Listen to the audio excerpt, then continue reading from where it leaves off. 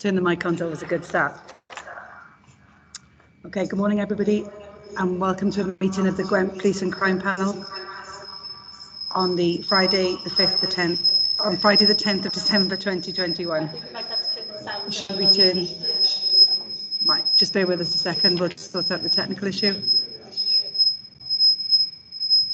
What do you want us to do, Claire?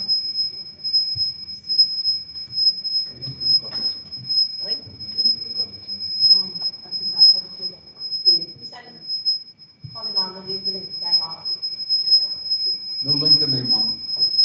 Is there a microphone via somebody's? No. If you could try.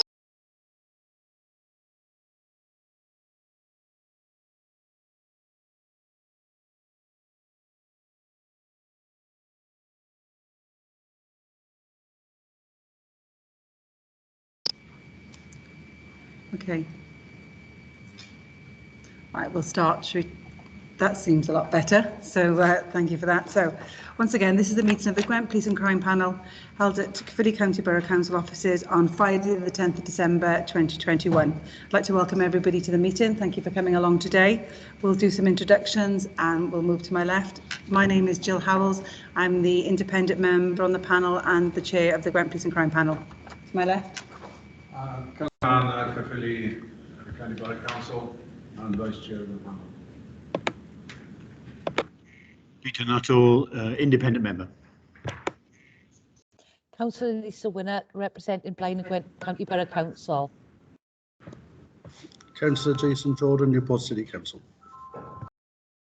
Councillor Mark, Councillor Newport City Council.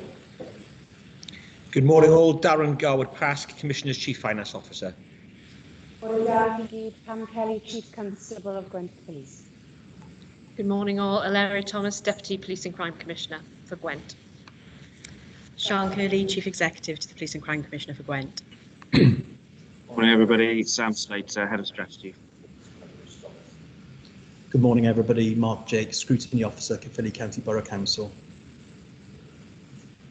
Good morning everyone, Councillor Sean Morgan, representing Caerphilly County Borough Council.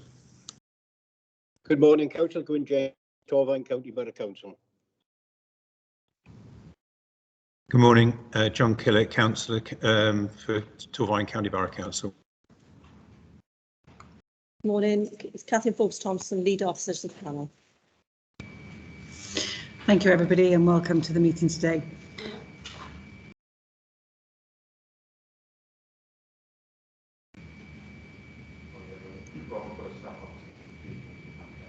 Thank you.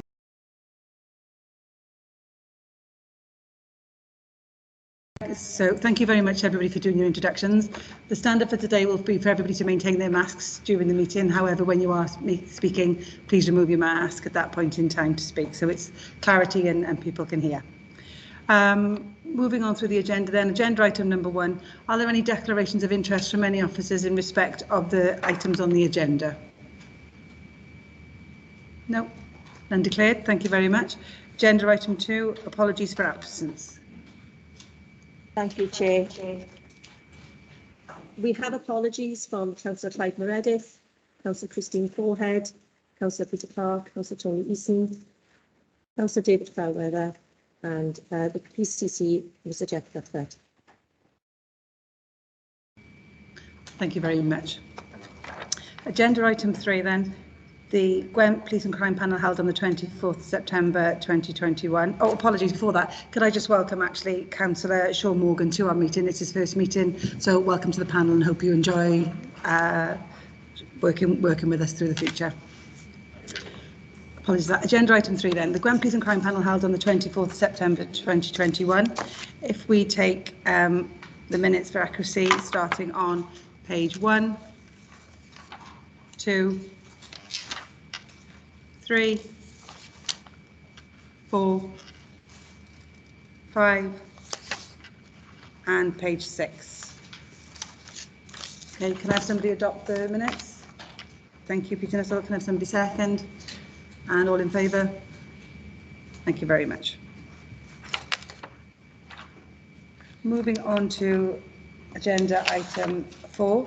an update by the Police and Crime Commissioner for Gwent, I'll hand over to the Deputy Commissioner, Larry Thomas. Thank you. Thank you, Chair, and panel. It's a pleasure to be in front of you this morning to present the report that you have in your papers as an update from the Police and Crime Commissioner to this to the Police and Crime Panel. But before going into the detail of the report, I wish to just draw to your attention and to commend and celebrate in particular the award yesterday evening in London at the Police Federation event. It was the National Police Bravery Awards, and our two officers, PC Smallwood and PC Burbridge, received the Wales Police Bravery Award for their bravery in a very tragic incident, and we would want to pay tribute to those who lost their lives, those members of our communities who lost their lives, but the actions of those two officers that day in exceptional circumstances, really traumatic circumstances for all of the emergency services. But I know the Chief in particular was incredibly proud last night to be with colleagues from all forces across England and Wales and to have the actions of our officers, not just PC Smallwood and PC Burbridge, but they particularly were commended for their bravery last night at the awards. So I would want to really start by commending their efforts to you. The other thing that I would want to share with you is that we also last night, it was a busy night for Gwent Police, had the attestation of 20 new special constables. And I know this committee in particular really celebrates and values the contribution of our special constabulary to our communities across Gwent. And I was delighted that last night we were able to have 20 new officers join us as part of the Gwent Police family. And finally, in terms of awards and celebrations, yesterday was the National Youth Work Awards, Welsh Government Youth Work Awards, and I'm delighted that the Cwmbran Centre for Children and Young People, which is a project that receives funding from the Office of the Police and Crime Commissioner, were awarded an outstanding contribution award for their efforts during the COVID pandemic, and in particular in working in their communities, providing support to not just children and young people, but members across the community. So I think it just amplifies the fantastic work that is being undertaken by Gwent Police with our partners, and in particular the actions of our officers and staff. In terms of just really wanting to draw out a few items in relation to the police, to the update that you have before you, thank you for all the comments from the Police and Crime Panel in relation to the Police and Crime Plan. We have assimilated all of those comments and we are intending to publish the plan next week, and all members will receive a copy of the plan. In particular, want to thank members of the public who have been engaged and contributed into the development of the key priorities in really helping us understand what the requirements are for our communities across Gwent and to help shape the new plan. The plan has been developed within the backdrop of COVID, and we certainly know that the issues relating to COVID and the pandemic continue to be of concern, and certainly the impact of the new variant obviously is a matter for concern, and that is an element that again the Chief Constable and I were working closely with Welsh Government and other Chief Constables and PCCs across Gwent, across Wales yesterday, to really understand the impact of the new variant and what we need to be doing as a policing service, but also in relation to our partnership work with other emergency services and with our local authority and health partners.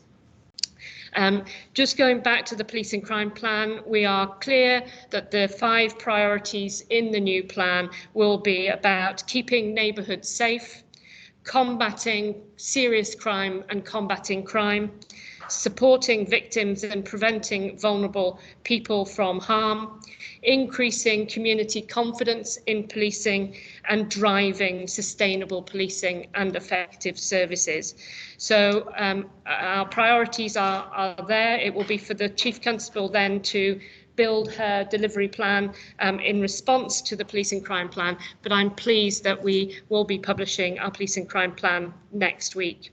The final update I want to provide that isn't included in the papers, but the Commissioner announced yesterday, is that following an extensive element of quite challenging discussion and work, we have announced the plans to build a purpose-built police station in Abergavenny, hopefully with building commencing subject to planning permission in 2022. It's been part of a long-standing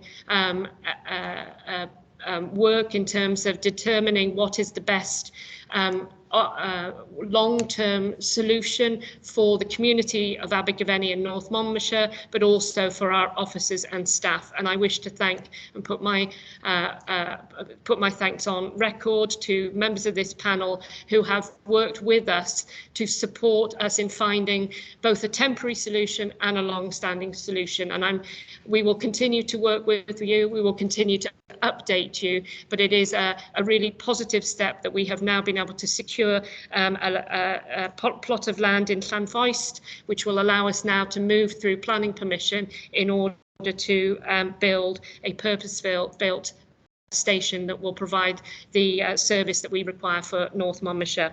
I don't intend to go through the report in any further detail, but I will obviously take questions, Chair.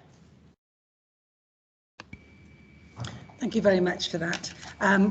Please also record our thanks to PC Smallwood and PC Burbridge. Our thanks and congratulations to them and their colleagues who've supported them through this time as well. And to the 20 new special constables, please wish them good luck, and I'm sure we'll see more information about them in the future. On that note as well, I'd just like to record a thanks from the panel for the invitation you gave us to the Chief Constable's commendations. That was really lovely to watch and see those stories. So once again, please pass on our congratulations to those officers and their families. In terms of taking questions now on this agenda item, do we have any questions? Councillor Killick?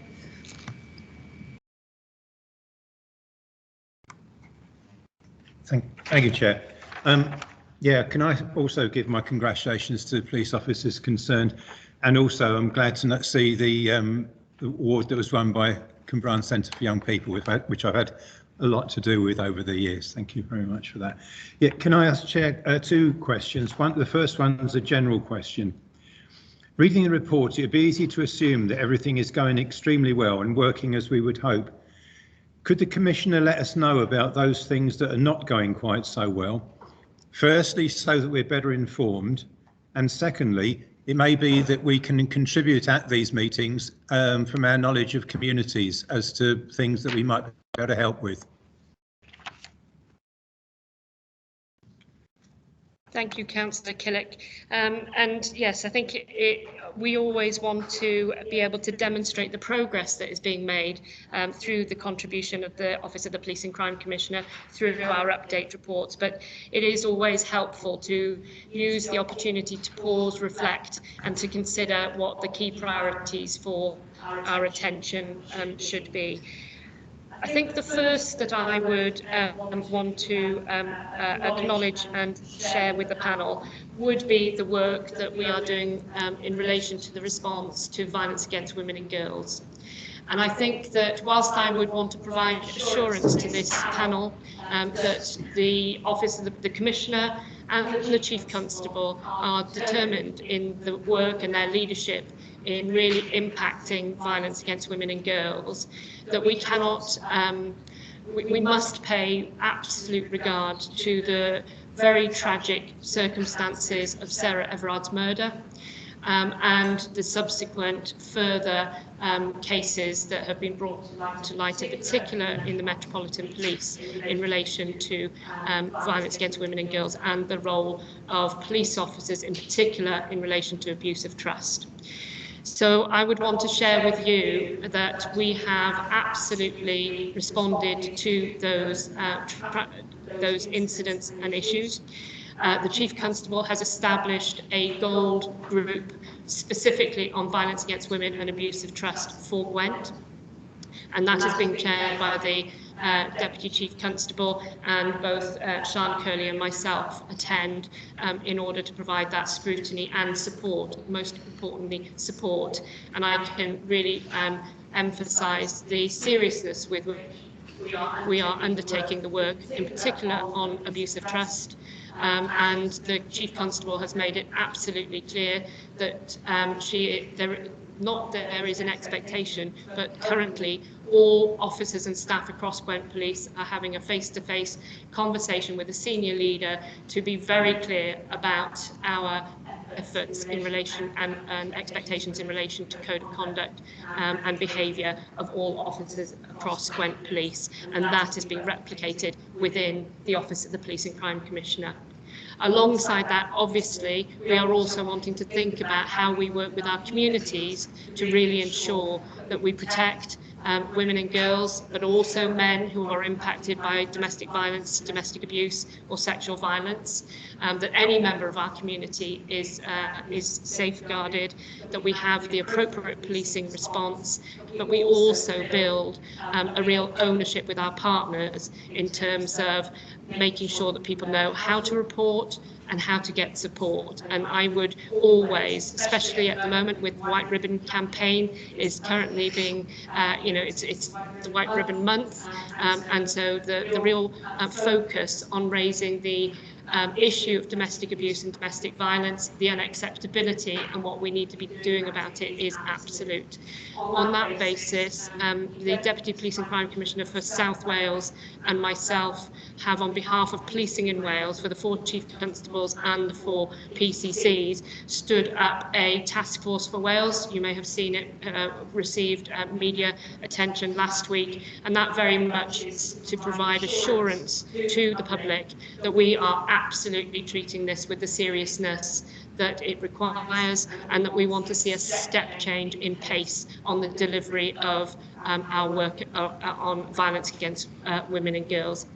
And, we will absolutely drive the work that we need to do in policing, but in a presentation that the Chief Constable gave to Welsh Government and key criminal justice partners last week, we are clear that this is an issue for public services. So we need to think about these will be issues that are relevant in the policing service, and we will root them out, absolutely.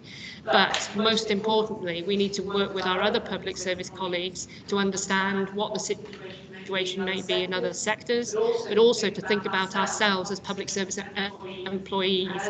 And as public services across Wales, we probably are some of the biggest employers, and we need to think, therefore, about our workforce, and that we may have both victims and perpetrators of domestic abuse within our organisations, and we need to think about how we support people and challenge inappropriate behaviour as a consistent element.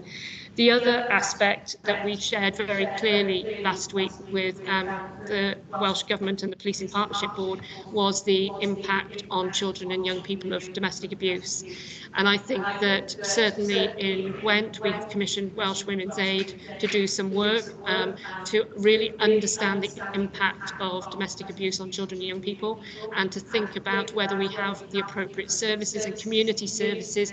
We absolutely proud of having Operation Encompass, which is working with our education colleagues to make sure that we inform schools where police have been involved in an overnight incident of domestic abuse in a family situation, and can then share that with schools. But I think we feel that providing wraparound family support to families who may be experiencing domestic abuse is probably something we need to give more attention to. And I say all of those remarks in the context of the publication of ESTIN, the Schools Inspectorate's report this week, which was published on the impact of sexual harassment and sexual abuse and inappropriate behaviour between pupils, peer-to-peer behaviour in schools this week. And that report gives us, I think, a real cause for concern, a cause for an opportunity to pause and reflect about what we can do collectively to try and support children in our community. So a huge amount of work, in summary, going on violence against women and girls, and I'm really pleased that Rodri Guest and our communications team in the Commissioner's Office are supporting the Violence Against Women and Domestic Abuse and Sexual Violence Regional Board here in Gwent with the White Ribbon campaign, and we're doing a lot of that work with our partners. But I think our collective message is it is time to see a step change in how we really build our response to domestic abuse and domestic violence. I've already mentioned the COVID pressures. I think we are about to move into a new phase of concern that will have implications for the policing service. It will have implications for all of our public services.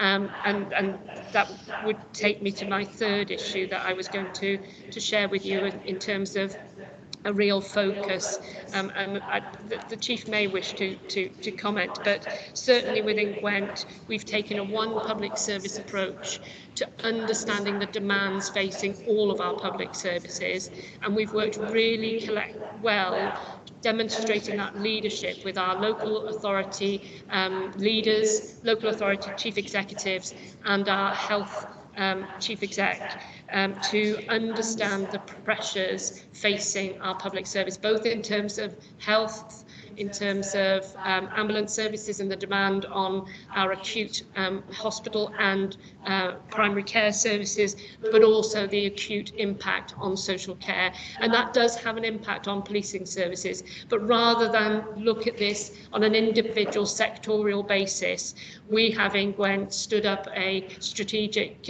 coordinating group to understand what we can do collectively to impact our service delivery in this quite crucial context. So from my perspective, I would say those are the three things that we are discussing on a daily, if not weekly basis. Certainly the Gold Group on Violence Against Women and the Task Group meet on a weekly basis, and the Strategic Coordinating Group I think is happening on a regular basis as well. So I hope that gives you a flavour of some of the real challenges that face us, but also the real weight and importance that we give it in terms of how we respond.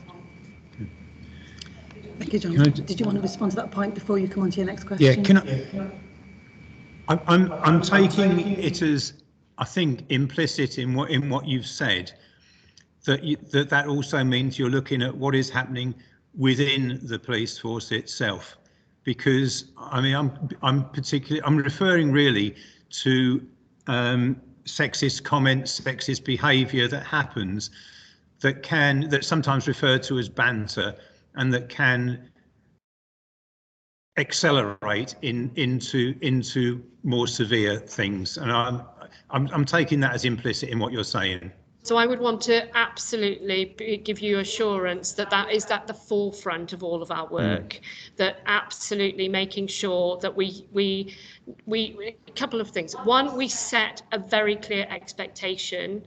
That secondly, we have a professional standards department that is monitoring activity, behaviour across all of our service, but that we also build the organisational culture that says to people, you will be supported to come forward and speak out.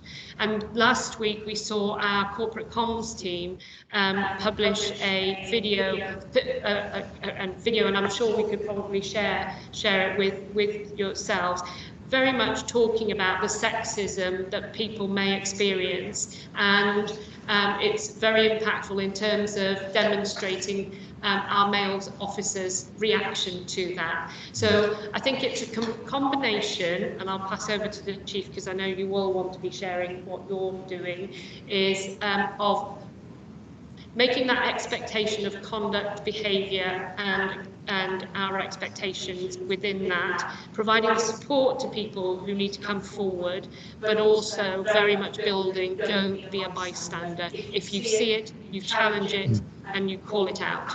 And that the Commissioner and the Chief are absolutely clear that that is the expectation in Gwent Police. Just to come in there, if I may, Chair, not to want to prolong the conversation, but I'm speaking to every single person in the organisation about misogyny, standards, culture, and being very clear that although we are a learning organisation, although of course people will make mistakes, the one area that we will not tolerate is misogyny, bullying, abuse of power and abuse of position. And it's not just inside the organisation in terms of the culture, it's about behaviours that are expected when people are policing in the community as well. So without question, I'm not accepting behaviour in Gwent Police that is below that standard. And every single member of staff is being spoken to personally by myself through roadshows in terms of culture, performance standards and the like. And we're being very proactive in targeting any information or intelligence that we have that suggests any of that behaviour is taking place. But I think it's important to say that 98% of our workforce are absolutely outstanding and don't want this level of behaviour either. It's the small minority that we are targeting, but we are targeting them with vigour.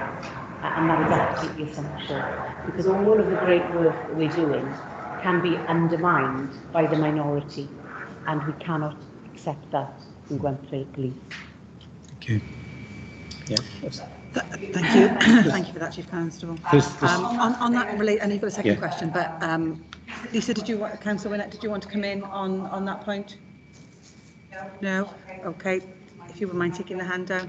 Councillor Mann, did you want to come in on that point?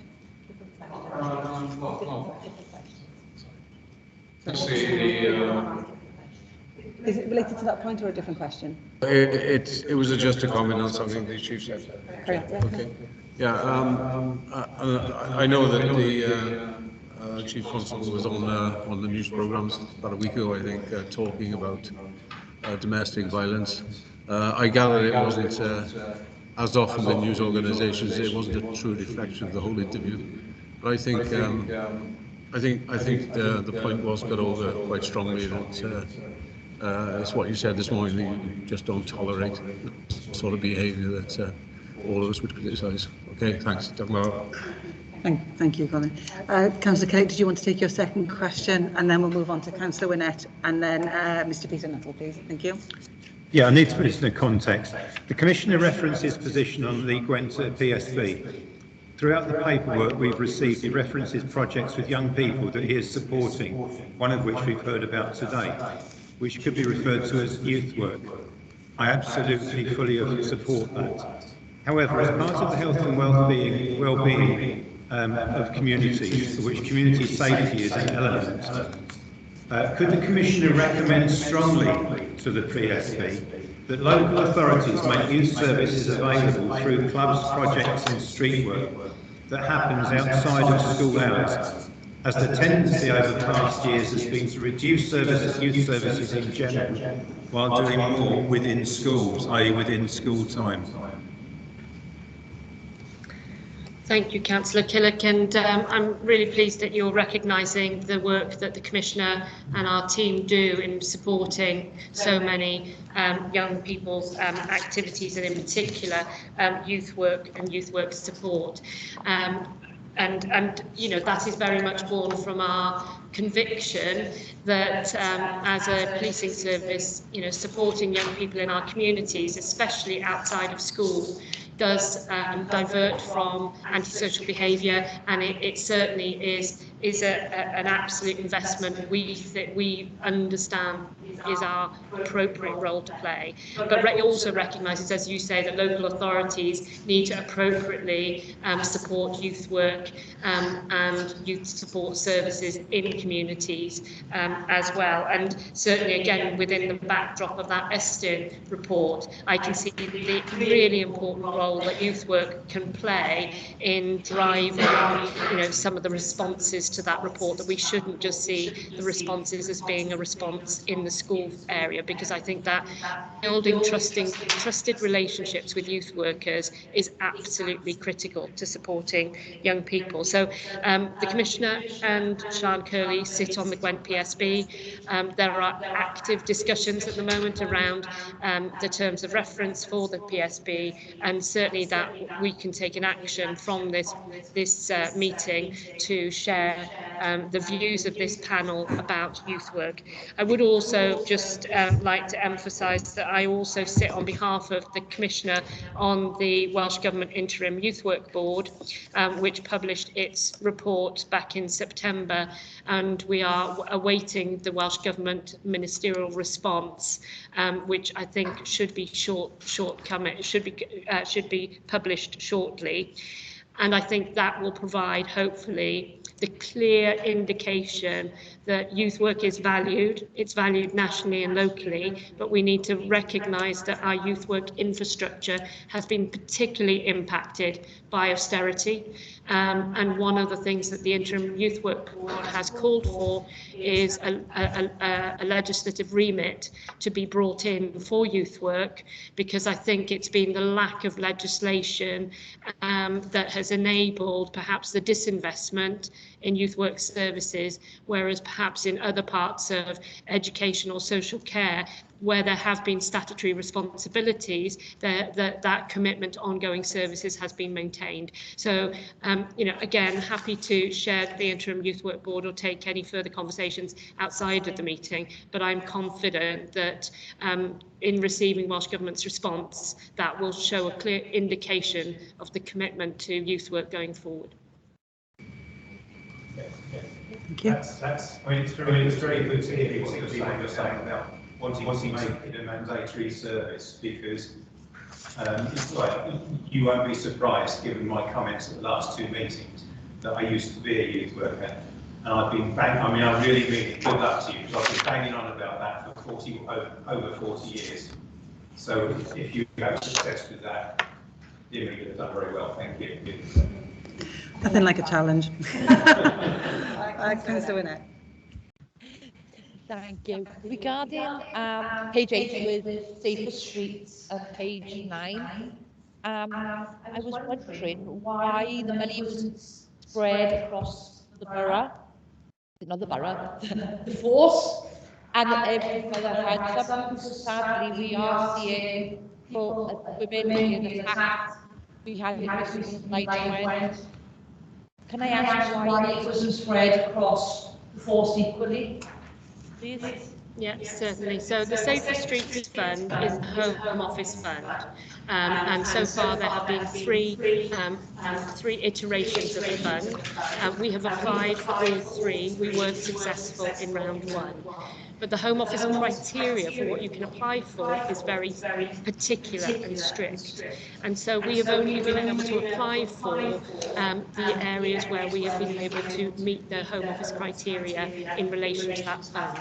That being said, we obviously have to use the investment from the Home Office for the purpose of the criteria of the grant. But we are seeing the Safer Streets funding as really enabling us to extend the work around We Don't Buy Crime.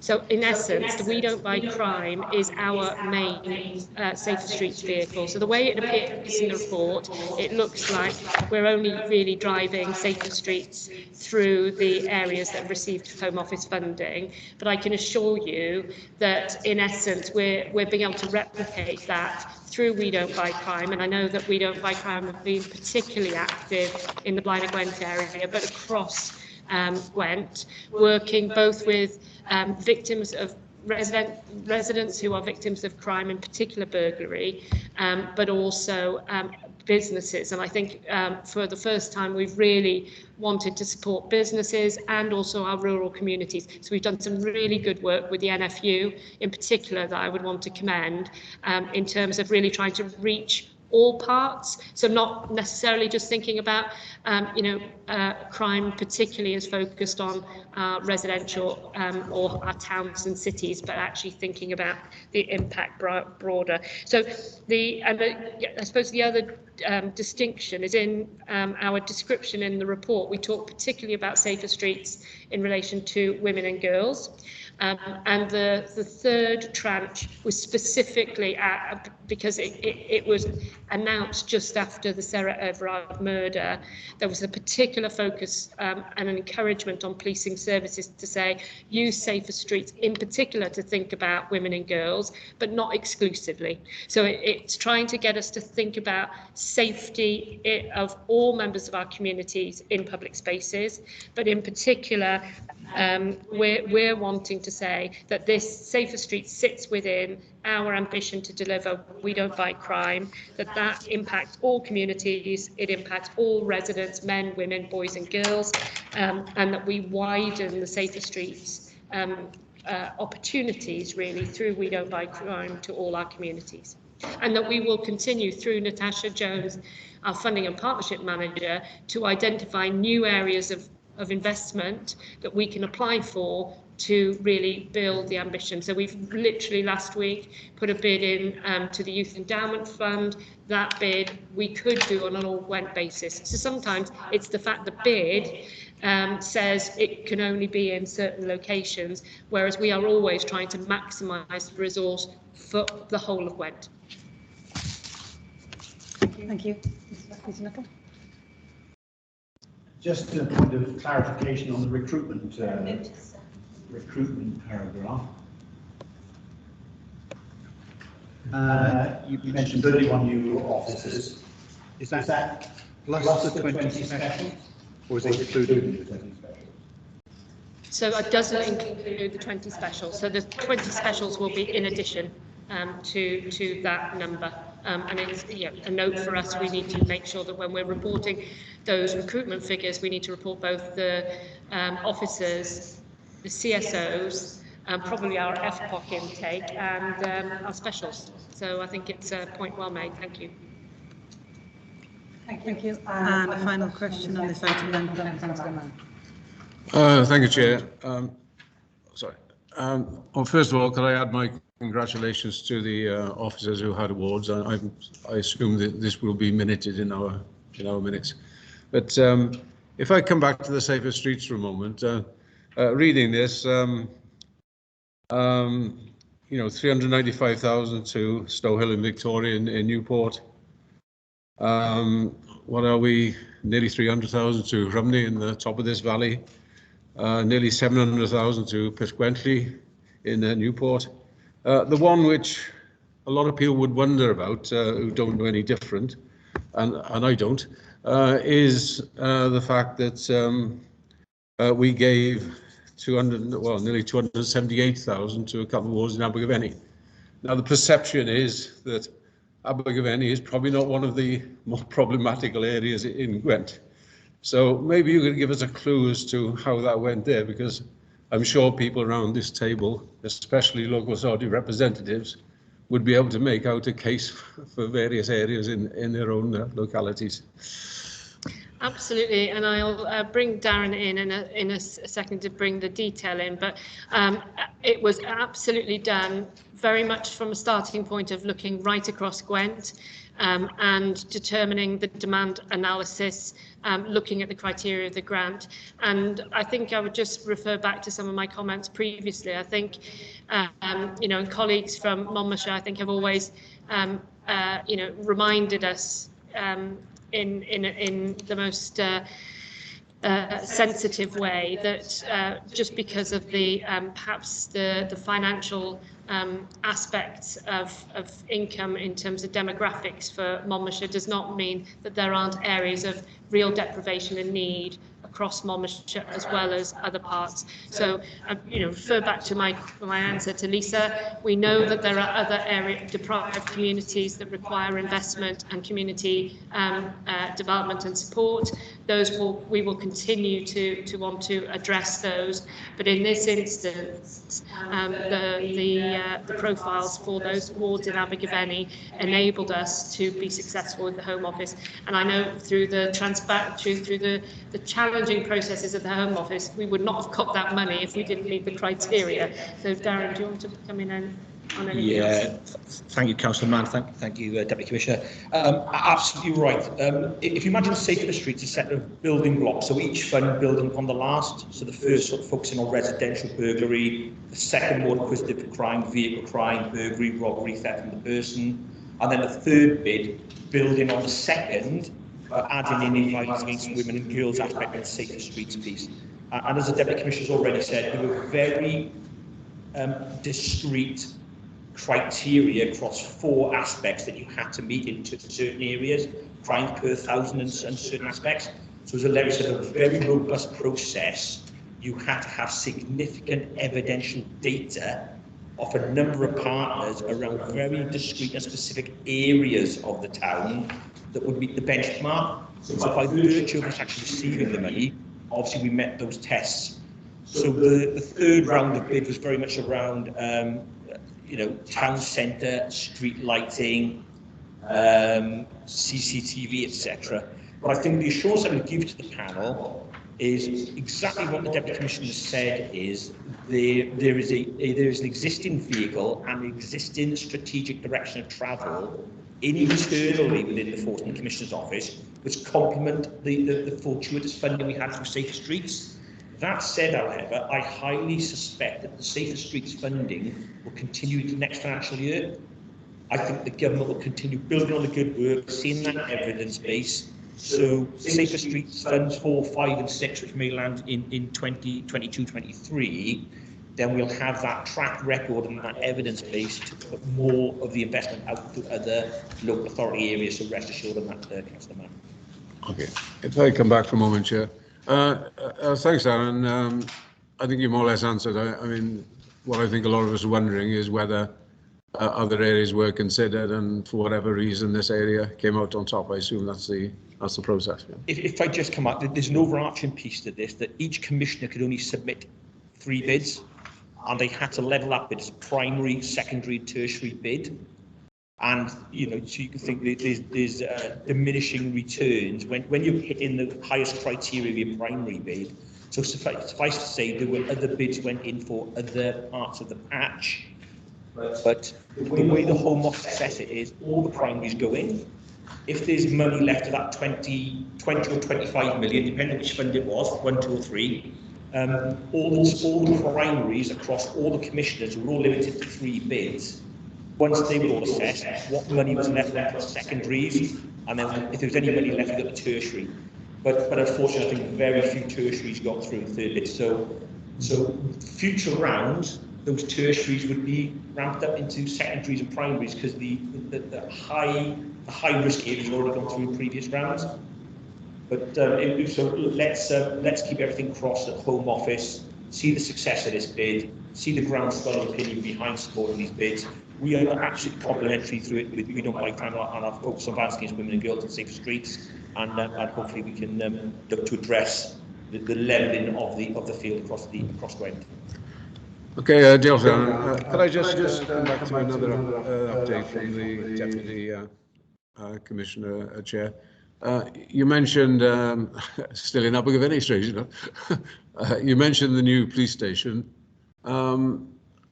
Is there any work going on with other partners in the establishing of that police station? For example, the other emergency services. We often hear about working with our partners, etc., etc. I was wondering if this is just a police station, or is it serving other purposes as well, maybe local authority, or say police, fire, ambulance, fire, and what have you.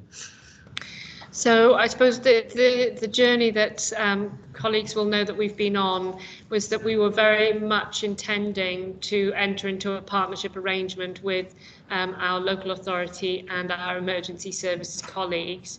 That hasn't been as fortuitous as we would have hoped, just in terms of the requirements of us as different organisations. So I think the spirit of partnership is absolute, that we will always try to maximise the opportunity, and we are exceptionally pleased to continue to be based in the one-stop shop in Abergavenny, working with all of our local authority partners through the one-stop shop. So we see this as a contribution in a landscape of probably provision, which includes the local authority. We've had long-standing conversations with Aneurin Bevan and Neville Hall about opportunities for maximising work with our colleagues in the NHS, as well as colleagues in South Wales Fire and the ambulance service. So that commitment continues. But in terms of the operational requirements for policing, they're following extensive, and I can't highlight that enough, extensive work by both the Chief Constable, in particular Chief Superintendent Tom Harding, who has really undertook to think about what's the best solution for the local community and for the local policing team, and it is this purpose-built facility for policing, but obviously keeping the interaction with our local authority and emergency services partners open. Dear Larry, it's unfortunate that we weren't able to bring other people on board. Thank you. That brings that. Just another point on that. I was to a certain extent involved in a little way on that, looking at the fire brigade, and they were temporarily in there, and that highlighted enormous problems with the neighbours. The neighbours were not happy with the extra police cars, etc., other cars, etc., and it was an enormous problem. So it was decided not to go into that joint area. The site was just not big enough. Thank you for that clarification. Okay, so those questions bring that agenda item to close. Agenda item number 5 was to receive and answer any questions to the Police and Crime Commissioner for Gwent, and there were none this month. Agenda item 6, so presentation on operational context and requirements for the fire and strategy. So I'll hand over to the Chief Constable and the Deputy Commissioner for this item. Thank you, Chair. And this is a really important agenda item, and I thank you for the opportunity to introduce the Chief Constable in presenting her bid to the Police and Crime Commissioner. Making Gwent a safer place to live and work is absolutely our combined ambition, and ensuring that the Chief Constable has at her disposition the resources she requires to deliver that ambition and implement an effective policing service is absolutely critical to the Police and Crime Commissioner. Whilst saying that, we acknowledge the absolute need to understand the context of affordability and the impact of the challenging circumstances that residents across Gwent find themselves in relation to the response to COVID, the implications of COVID in terms of their daily lives. So it is with absolute seriousness that we bring this piece forward before you for your consideration. I will hand over to the Chief Constable. We are very clearly wanting to ensure that we can convey to you the return on the investment that we've already had from the people of Gwent, the challenging demand picture and the complexity of demand, and then the financial requirements of the Chief Constable. The Chief Constable will then, I think, defer to Darren for the next steps, and I will come back with some concluding remarks. Thank you, Chair. Could I first of all confirm how much time is allocated for the presentation, just so that I stick to time? Half an hour? 20 Half an hour, yeah, half Great, an hour. okay. Thank you. So, good morning, everyone. First of all, it's great to meet some new members, and of course, great to see you all, because I don't think we've actually seen each other for nearly 2 years. And could I just offer a sincere thank you for all of the messages of support that we've received as a force from you as a panel throughout the ongoing COVID pandemic, and for your emails of thanks for staff and what they do in your community. So a big thank you. We really do appreciate that contact and feedback. It means an awful lot to us. So just in terms of pitching this presentation, I'm just going to go back to the Bravery Awards, because when we talk about numbers and themes and projects and work, behind all of this are police officers and police staff who are out in our communities serving the public. And the two fantastic officers that I was with last night are two of many that go over and above every single day. And over the last 12 months, nearly 5,000 emergency workers have been assaulted in Wales. 80% of those are police officers. In the last month alone, our police officers have absolutely, in my view, dealt with some horrific incidents. And I just want you to think about this in terms of officers needing to conduct CPR on children who've died in our communities under the age of 10. Police officers who save life day in and day out. And I'm going to say this because whatever the media want to present, it is time that people recognise the work that people do in our communities, who in my view are the hidden heroes. Because every single day I'm inspired by what our staff do for us. And as we talk about what's in your papers, it's not paper. This conversation is about facts and about crime that impacts upon our communities, and is probably one of the most important discussions we have this year, because it is about money that allows us to provide the best service that we can. And I know that communities are struggling, that is without question.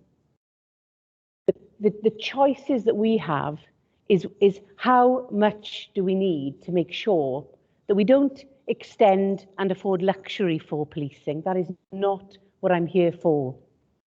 I'm here to present what we need to maintain a service. Not to extend, but to maintain our current service. And many of us have been working together for the last 4 years. Can you believe it? 4 years ago, I came to Gwent Police as the Deputy Chief Constable. And it's been my huge privilege to be here for over 2 years as the Chief Constable.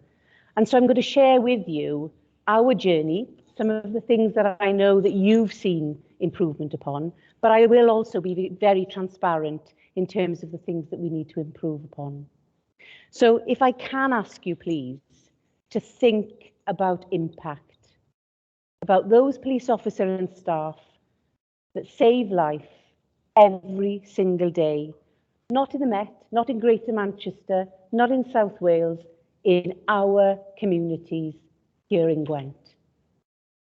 And if you see what I see every day, you would just be absolutely in awe of the people who wear the uniform with great pride.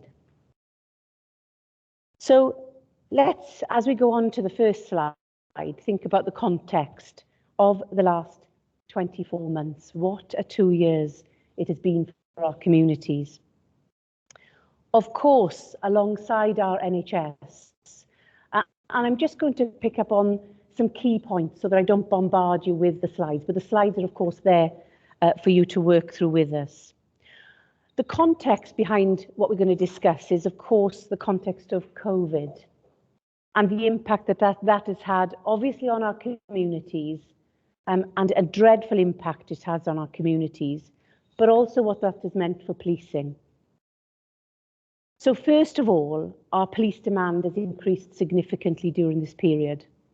So at times, our 999 calls, first of all, our emergency calls that we answer within 6 seconds and deploy to within 9 minutes, we have seen a 30% increase in 999 emergency calls. During the summer period, it was like New Year's Eve every single day for our frontline staff. And of course, then our non-emergency call, our 101 call, receives the knock-on effect of that. And on average, we're still answering between 6 and 7 minutes, but where there is peak demand on our 999 calls, we are sometimes much slower than what I would like to be. But the complexities of the last 24 months has meant that whilst most people have been told to stay at home, our police officers have had to go in and out of people's homes. And they continue to do that as the virus clearly is still increasing in our communities. And just today, I have 96 officers and staff off from Gwent Police, self-isolating at home as a result of COVID, having COVID or being impacted upon by COVID. But what I'm delighted to say is that due to the investment that we discussed here 2.5 years ago now, in laptops, in the way that our systems, our technology is developed, that 75% of that 95 are working from home, and some of them are deploying police vehicles from their home whilst they've got COVID in order to deploy vehicles to our communities. So despite COVID, our efficiency and effectiveness has been maintained through good investment in technology and also through an absolute dedication of many of our staff. Whilst this 24-month struggle has continued to be with us, we've managed to do some things that I'm really proud of.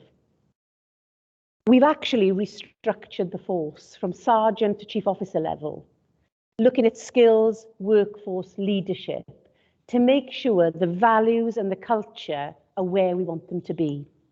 Because what I want is a forward-thinking, innovative, dedicated workforce to the communities of Gwent.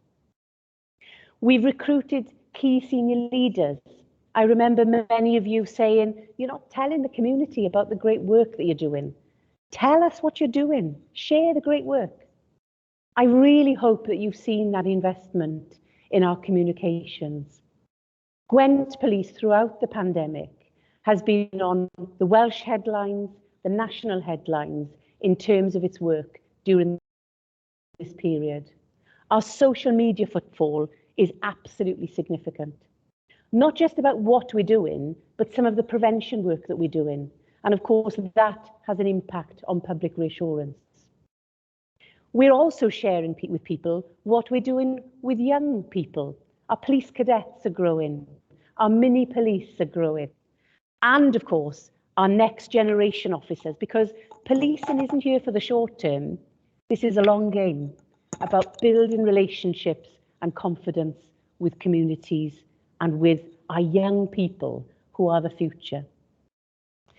So all of this we've been working on throughout the COVID pandemic. A new head of human resources, a new head of corporate comms. And amongst all of that, we've continued with our recruitment. And I'll touch on recruitment a little later on. Because your investment, the investment that through the Police and Crime Commissioner and these discussions has meant that we've improved performance. And I'm going to talk to you about some of those significant improvements. But let's put our foot on the ball and realise that certainly the last 2 years for policing, as it certainly has been for our communities, has been like no other. In my 27 years of service, I've never had to order temporary mortuaries before. And that's where our communities have been. And our police officers have had to be on the front line, often not vaccinated, dealing with people who've passed away, going into people's homes, putting their own lives at risk, and then going back home to their own families. And that's what I'm proud of in terms of the commitment of our officers here at Gwent Police. So as we go on to the next slide, if that's okay, Rob. I'm glad Robin's doing this and not me with the slides. You will also know about some of the issues that I've really wanted to deliver. And for some of you, 2 years ago, we talked about some of the things that we wanted to see happening in our communities. So first of all, we have reduced crime by 9%. As you know, a 3-year target that I want to reduce crime by 20%. Now, 9% doesn't sound a lot. But when I tell you that, and the pre-COVID figures, because we're almost not using the COVID year of last year as a performance indicator, because I think it's too difficult to benchmark. Before COVID, our residential burglaries were 2,546. That's a lot of people's homes broken into. We have reduced burglaries since 2009 by 32.5%. This is through targeting offenders, the We Don't Buy Crime work, the prevention advice, the neighbourhood policing work.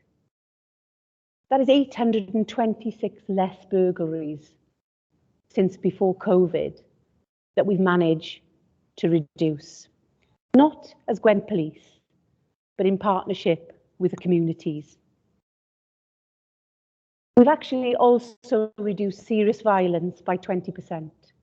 So these are your serious assaults on the street, your assaults linked to domestic abuse. And any country in the force, in the country, would be really proud of that achievement. So, what else have we done as a part of our Chief Constable's delivery plan? Prevention is always better than cure. I would far rather make sure that we're preventing crime from happening than actually have to respond to it. So as you know, we've invested heavily in crime prevention hubs in all of your communities. They are generally police-led, but they are multi-agency driven. So this isn't just police officers talking about problems within a community. These are local authority, health, fire and ambulance, talking about those hotspots in our communities. And as a result of those crime prevention hubs, we are reducing antisocial behaviour and targeting prevention in communities. It's not perfect, but we're giving it our best shot, and we're starting to see an impact on our streets. You will remember last year some of the investments that we wanted to make in public protection. So this is all about making sure that we protect vulnerable people. Child abuse investigations, adult abuse investigations, managing sex and dangerous offenders, all of the stuff that many members of the community never really see, and indeed don't often want to see because of the awful impact it has on victims. As a result of some of the financial investment that we had through Precept, through our grant, through savings, we've been able to invest more staff into those public protection hubs. And we've created, with partners, safeguarding hubs in every single local authority area. So this is about working together to make sure that we look after vulnerable people in each local authority area.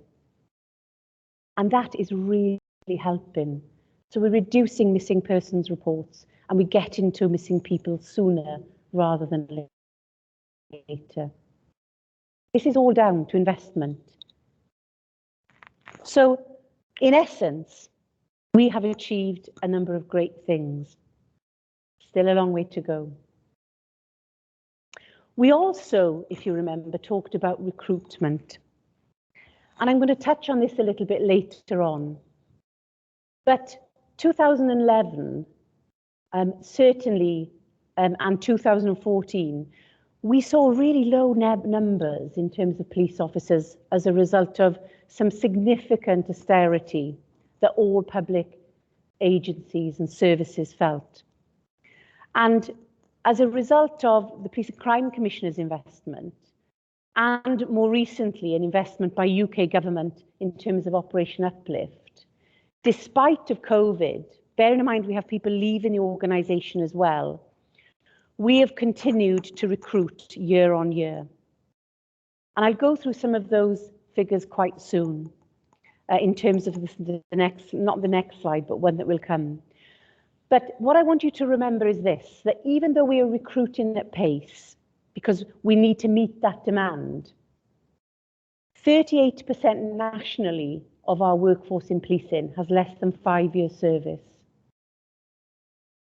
So you can't build a detective overnight to deal with a murder. You can't build a detective overnight to deal with a rape and sexual assault. So that investment in workforce capability, skills, leadership, training takes an awful lot of commitment and time. But we are recruiting many people from local communities who are now serving in the Gwent area. And my hope is that we will see, and I know we will, because there's one sitting right behind me, we have huge talent coming into Gwent Police. And my determination is to keep hold of that talent so that we have the best leaders from all communities in Gwent Police serving our communities with real pride. So just touching there on some of the work that we've done. And in the future slides that will come along, we'll pick through some of this in a bit more detail. But just in terms of our response to COVID, from a Gwent Police perspective, we have been one of the primary partners leading the strategic coordination group, challenging each other, challenging partners, and really showing that leadership front, working alongside local authority partners, visiting licensed premises, trying to keep communities safe. But also, when perhaps seeing our demand increase to the point that other agency demand is impacting upon policing, and we all know the challenges that the Welsh Ambulance Service has faced, actually declaring a strategic coordination group should hold, because policing was picking up at sometimes hundreds of calls that the ambulance service couldn't attend. So, as well as helping community members who needed an ambulance during the COVID crisis, we've still managed to reduce burglaries and serious violence and lock up more serious organised crime groups than we have in previous years. So, as we move on to the next slide.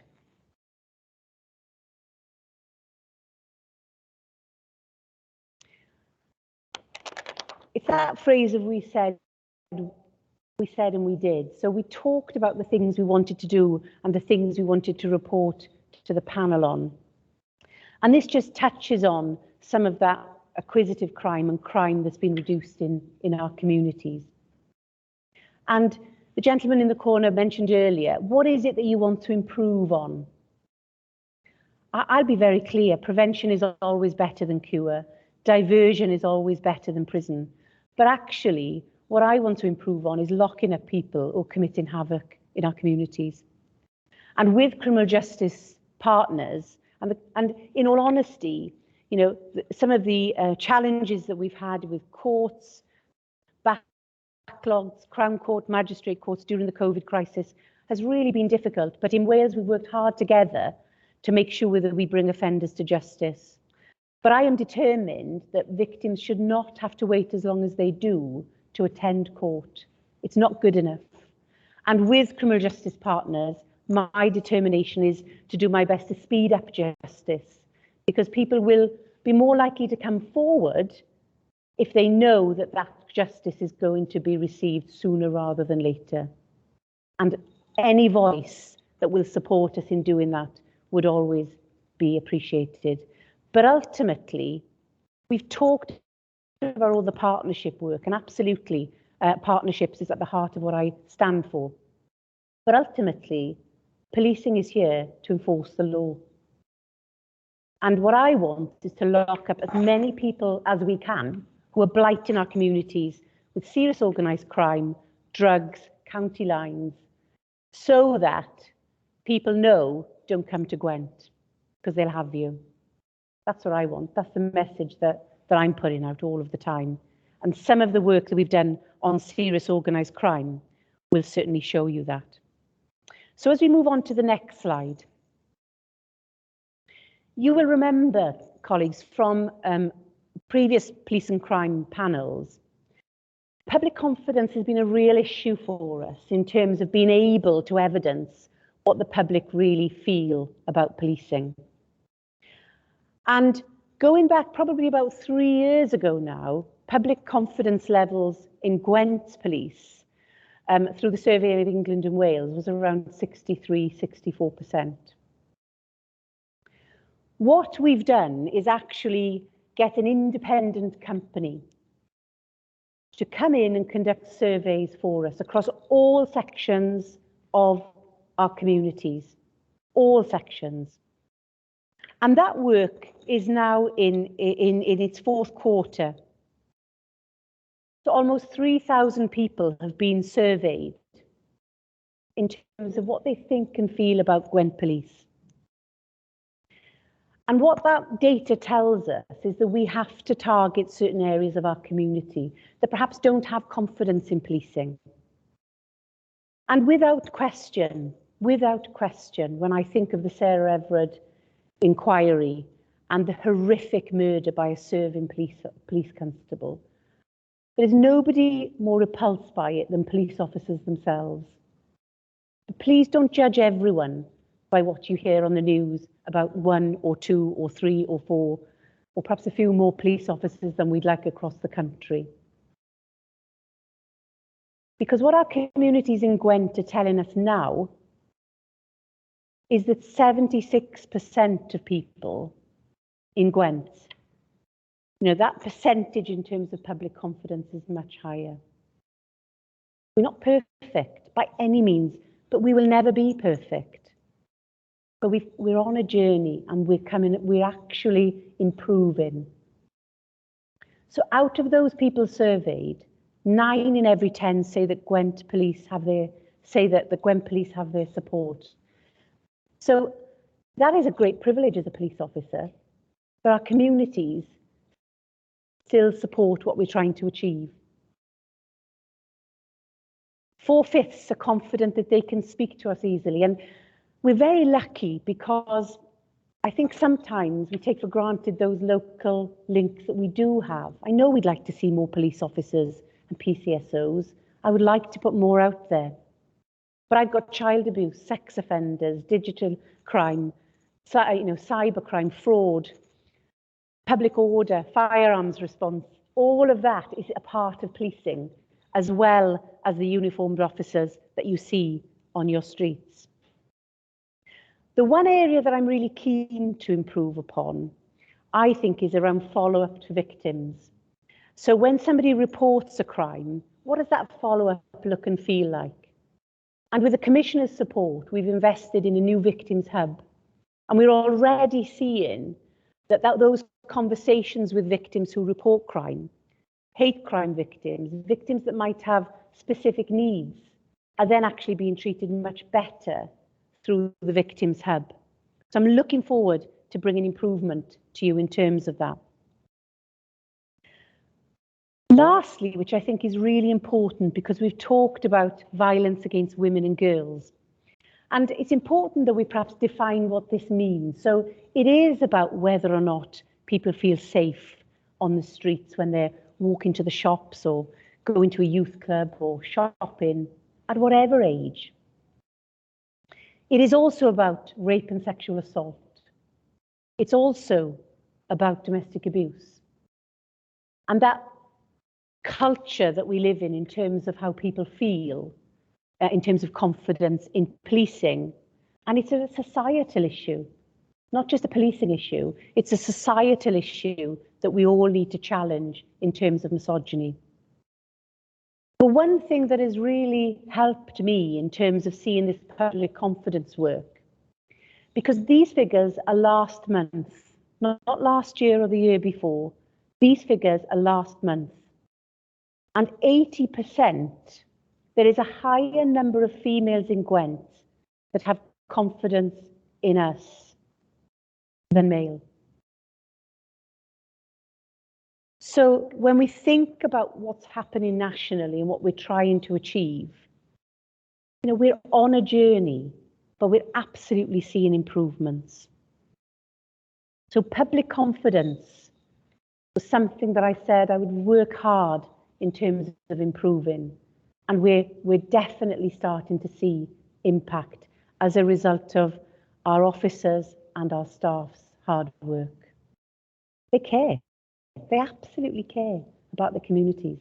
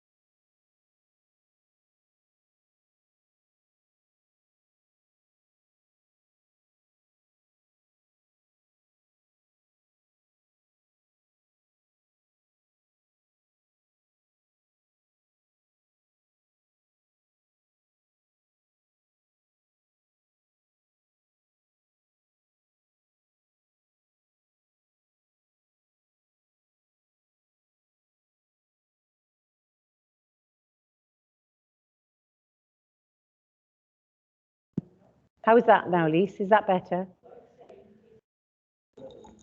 Is that better? Is that better for you? Is that better? Is that better? You sure? Will you just shout if it's a problem? Just wave your arms at me, okay? And is that okay now, Lisa? You sure? Thank you. My apologies. So I wanted to share with you our endeavours around recruitment. So I'm really passionate about this because what is important is that we understand our demand, we understand our budget, and that we plan our budget alongside our resources to meet that demand. Otherwise, we fail the public. If our resources are not enough to meet the demand, we fail the public. And this has been a real challenge for us over the years in Gwent Police. So if I could ask you to look at the slide, and as you'll see, for 2016 colleagues, we had 1,144 officers. Gwent Police has basically had to save £51 million in savings. And in 2016, this hit us hard because we could not meet our demand. Now, I do not want to put our public and our officers in this position again. And now, as you can see, colleagues, going into March 2023, through the Operation Uplift, so this is the 20,000 new officers for UK policing, of which Gwent Police has 203 additional officers. So over a 3-year period, we would have recruited 203 officers, in addition to, of course, the staff that leave us. So if we lose 50 a year, which is generally the case, then we have to recruit that 50 as well. So the pressure on our recruitment teams to make sure that we've got people coming through the door at the right time to try and train them so that they can then be policing our communities, it has been significant over the last few years. And of course, 159 officers funded by the Police and Crime Commissioner. And some of that money has come from the Precept investment. And of course, some of that money for police community support officers has come from Welsh Government. So, you know, there's a real issue here that I want to land, and that is the 203 extra officers that Gwent Police are recruiting over a 3-year period comes with a caveat of holding police officer numbers by UK Government. So what that means is if I have to save money in our budget, I can only take that from police staff roles. And what that means, and the danger is, that we have police staff generally answering our 999 and 101 calls. If I have to save money by, and I do not want to do this, and I will not do it unless I'm pushed to do so, I will have to lose police staff numbers and put police officers answering those calls. And that defeats the whole object of training officers to serve their communities. Those are the budget challenges that I will be facing if I'm unable to have the budget that I need to resource the demand that we are seeing in policing. Of course, prevention means that we reduce demand. If we prevent crime from happening, it means that we do not have to deal with it. And that's when we can be really proactive and target those serious organised crime groups that often cause havoc in our communities. So, demand, resource, budget. Those are the key pillars that certainly I have to monitor regularly, and I ask the panel to consider as we discuss the budget. So as we move on, we'll get there sooner now, I promise. I'll try and go through the slides a bit quicker for you. So I've already touched on many of these things. If you like, what I'm trying to do is, and especially for new members, is to explain what I've said to the panel that we would do, and also share what we have delivered. Not to perfection, not quite where I want us to be, but of course I have about 2 years left on my contract, and I'm determined to get to where I want us to be by the time I retire, colleagues. It's a determination of mine to make sure that Gwent Police reflects, and the policing reflects, what the communities deserve and what our officers and staff are dedicated in doing. So as we move on to the next slide. So this is really bringing together for you all of those investments that we've made in safeguarding, clearly in public protection. I would like to bring your attention to cyber, and we've had many conversations as a panel here in terms of cyber. But we also have a team that is dedicated to proactive work. So this is dealing with intelligence and information about people who are dangerous to people in our community, to people in our communities. So this are people who view indecent images, who have the potential to abused children. And again, this is an area where we've seen a 35% increase in growth. And I'm having to put more officers into this. And I will and must, because it means that we keep our children and vulnerable people safe. And colleagues, I could even give one presentation alone on this, where one operation, Javelin, that we did earlier this year, 11 warrants executed and people sentenced, some heavy sentences as a result of the proactive work that our officers did, locking up people who were going to abuse children. And we kept many, many children safe as a result of that proactivity. We cannot just stand still and wait for people to report crime. We have to respond to intelligence that puts people at risk. So all of that is there for you. And if I could draw your attention to the last two bullet points, taser deployment. So as you know, with serious violence, we all see it. We hear it on the news. We see it in terms of incidents reported. And what I want is to make sure that our firearms response and our taser response is fit for purpose. And so to keep our community safe, we have to make sure that our officers are equipped with the tools that they need. That all comes at a cost. And what I've done through lots of debate with people is to make sure that we have enough officers that have taser on them. It's on the Bravery Awards last night, nearly every case that I saw was a result of officers carrying taser and able to deal with somebody who had a knife on them, because they were able to deploy and that person was able then to be incapacitated and of course the knife seized and everybody safe, albeit with firearms teams being available as well. So what I have made the decision to do, and it's got at the bottom there, 342 trained officers in December 2020. It was far less than that in 2017 and 18. But my ambition is to make sure that we have a minimum of 450 officers deployed with taser in our communities to keep you, your families safe, and of course, to keep my officers safe as well, bearing in mind the 5,000 assaults on emergency workers this year in Wales. And then lastly, on this slide, technology. I'm not very good at it at all, but in policing, we have to be on the front foot, using technology to detect crime and also using technology to make us as efficient as we can. And we are one of three forces in the UK, South Wales Police, the Metropolitan Police and ourselves, as you know, who are using a certain part of automatic facial recognition, not the part that has caused a huge amount of debate at the moment, but the part that allows us to locate convicted criminals who have convictions and who may be at large in our communities, to use automatic facial recognition to find them in order to locate them quickly. And that is starting to really help us take the people off our streets who we know are going to commit serious violence and or commit serious crime. And as we move on to the next slide,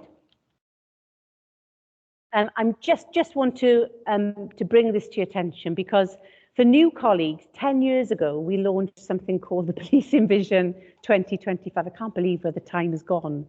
And so certainly as a part of my adherence to the Policing Vision, we are looking very closely at all of those areas that we're assessed on. In particular, of course, that local policing footprint, which is so important to us, specialist capabilities around public order, firearms and the like. So it's not just uniform policing in your streets, there's much broader things to work on. But I would like you to remember the workforce issue. The 38%, it's even higher in Gwent, of our officers have less than 5 years service. And many of them are in their 20s. Many of them 20 to 25 years of age. And they are the people that are dealing with serious violence on our streets, and they're doing a fantastic job. So please just remember that in terms of our journey in refining and training and getting officers to stay here in Gwent Police and to build their skills to keep our communities safe. So as we move on, thanks, Robin. So another thing that you raised with me probably about 3 years ago, quite robustly, a few of you in the room were just unhappy with some of the dialogue, especially, you know, in terms of panel members, certainly our MPs, Senedd members, local councillors. We still haven't got that right, but I think we've made significant improvements. So when critical incidents happen in our communities, certainly through COVID, I have briefed senior leaders, senior politicians, MPs, members of the Senedd at some point every month to make sure that not just were we briefing local leaders, but people who could influence in the Senedd and in Parliament some of the problems that we were facing here at Gwent. But colleagues, always room for improvement here, and obviously happy to hear comments on that. So as we move on, and to the next slide, if that's okay, Robin. So I'd really want to concentrate on this slide to give you a feel in terms of demand and impact. So 146,962 101 calls received from the 1st of October 2020 to the 30th of September 2021. That is a significant increase, at times a 30% increase compared to previous years. 78,999 calls. And I'm very pleased with our response to 999. I'm not so pleased with our response to 101, but I think it's worth saying that it's the same people that answer the 999 calls that answer the 101 calls, and 999 will always take priority. I'd also like to draw your attention really to some of the other areas which I think are really important. 13,000 domestic abuse incidents reported in 1 year in Gwent. We've got a real problem around domestic abuse. I would like to see that figure increase even more because I want people to report domestic abuse to us. But what I really want to see is hopefully reductions in repeat victims. But as a community, we've got a real problem with domestic abuse. And we need to collectively really look at working hard to deal with this pandemic in itself. 3,000 missing people. A missing person can be sometimes is missing for 2, 3, 4 days, sometimes weeks. Every time we have a missing person from Gwent, we have to have a dedicated resource hunting for that person, especially if they're a child or a vulnerable adult. It takes hours upon hours of hard work. We've mentioned domestic burglaries, and I'm delighted with the reductions there. Over 9,000 arrests. We are targeting at the moment 31 organised crime groups. And colleagues, we are monitoring 843 sex offenders. These are people who are out in our communities who have been convicted of serious sexual offences and or violence. So this isn't something that's easy, but it's something that we are tenacious about.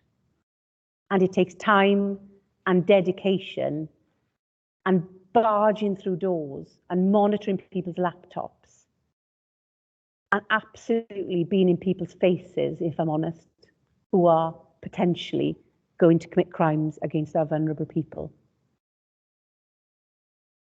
The money from Precept has gone into public protection, has gone into safeguarding vulnerable people, and has gone into monitoring sex offenders. And colleagues, also, I would just like to draw your attention to the fact that this year we've dealt with over 15,000 incidents linked to mental health.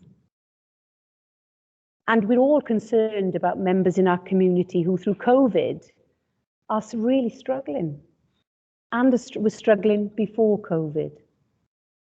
As a police organisation, the amount of time and work that we have to put into dealing with people struggling with mental health, who then may be using knives on people because of the crisis that they're in, and also, of course, locating people in our communities who are struggling, and sometimes other services not being available in the middle of the night.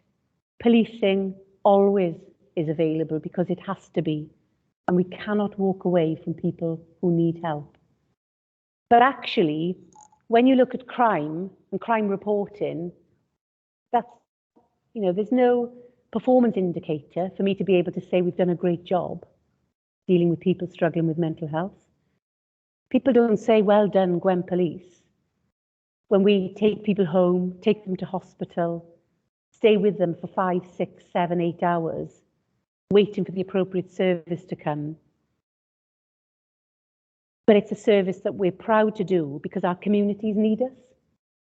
But a service that we've had to invest heavily in by actually putting mental health coordinators within our control room so that we can get the very best service to people who need help at point of crisis. Cost to policing, not doing a policing job, but supporting our communities. And I will say this, that if the budget isn't where we need to provide core policing business, then I have to look at what is non-core policing business in order to make savings. So where are the areas that potentially I can save money? And I'm very sad to say there's an element there which is a critical issue for communities, but not a core business for policing. So I just wanted to reflect on that because it's a real challenge for me, and I would really appreciate your views on some of these issues. So as we move on to some of our final slides, everyone, and we've talked about serious organised crime. Now, I'm absolutely passionate about this because where you have serious organised crime, where you have drugs, where you have county lines, you have knives, you have guns, you have violence. That's the connection. So being absolutely on the front foot around serious organised crime is essential to keep communities safe. And we have locked up more serious organised crime criminals this year than we have in the last 3 years. And I'm absolutely chuffed to bits about it. And it's essential that we keep doing that. And what I would like to say, the serious organised crime is also financial.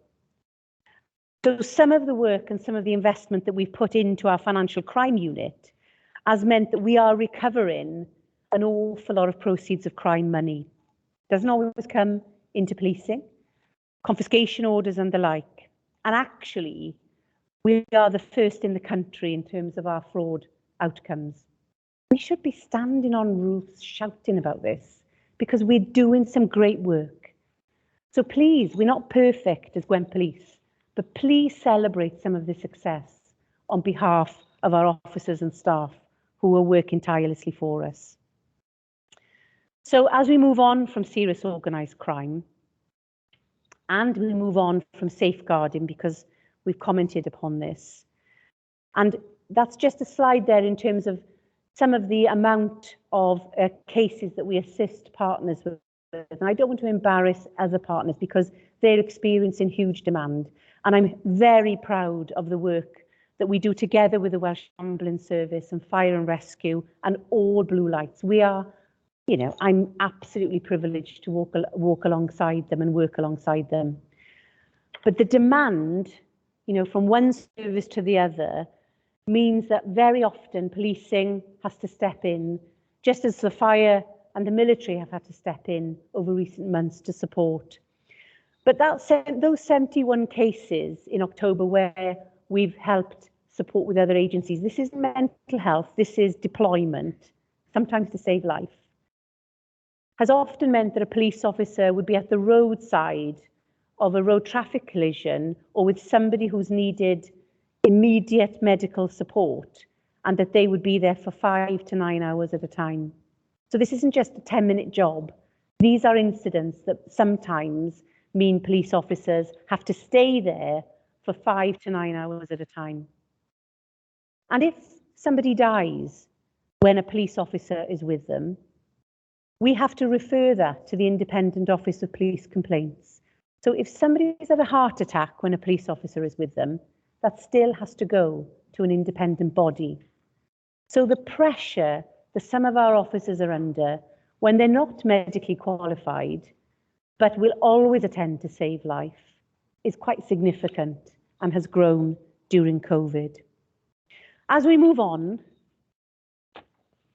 I think it's really important, it's in the draft police and crime plan, and we're all passionate about future generations and embracing the environmental challenges that face us in reducing our carbon footprint. And Gwent Police and the Police and Crime Commissioner's Office are really passionate about this.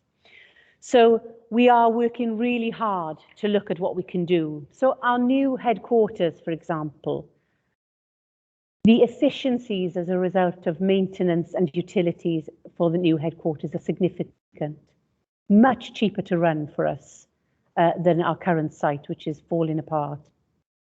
But we want to be bolder in this sphere. So electric vehicles for neighbourhoods, renewable energy contracts, and the simple things like reducing landfill, reducing printing costs, all of that contributes to reducing our carbon footprint. But it costs money. Electric vehicles are expensive, chargers are expensive, and when you're buying at bulk, it's even more expensive.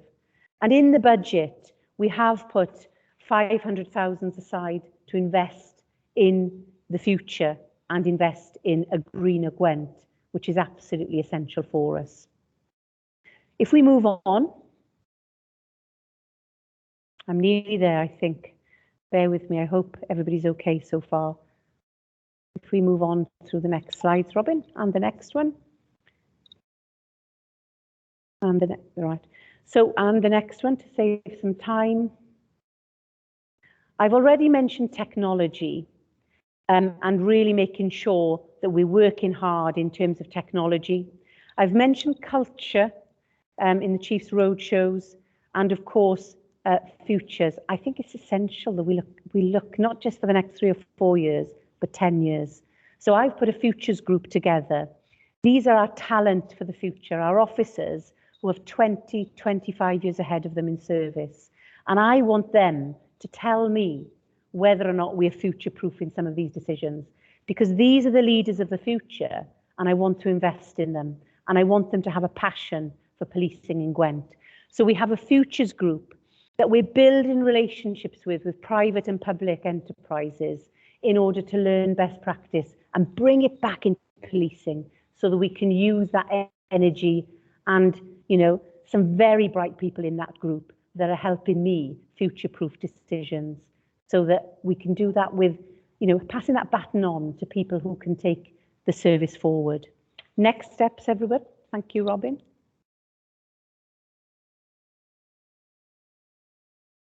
We're nearly there. It's a bit slow.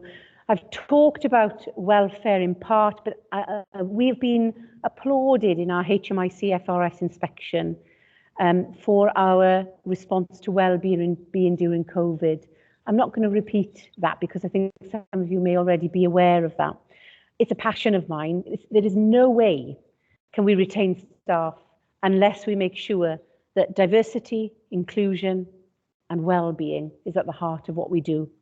And I could again present to the panel on what we're doing around well-being. It's critical. It's critical to support our staff. And we'll move on, Robin, as I'm mindful of the time.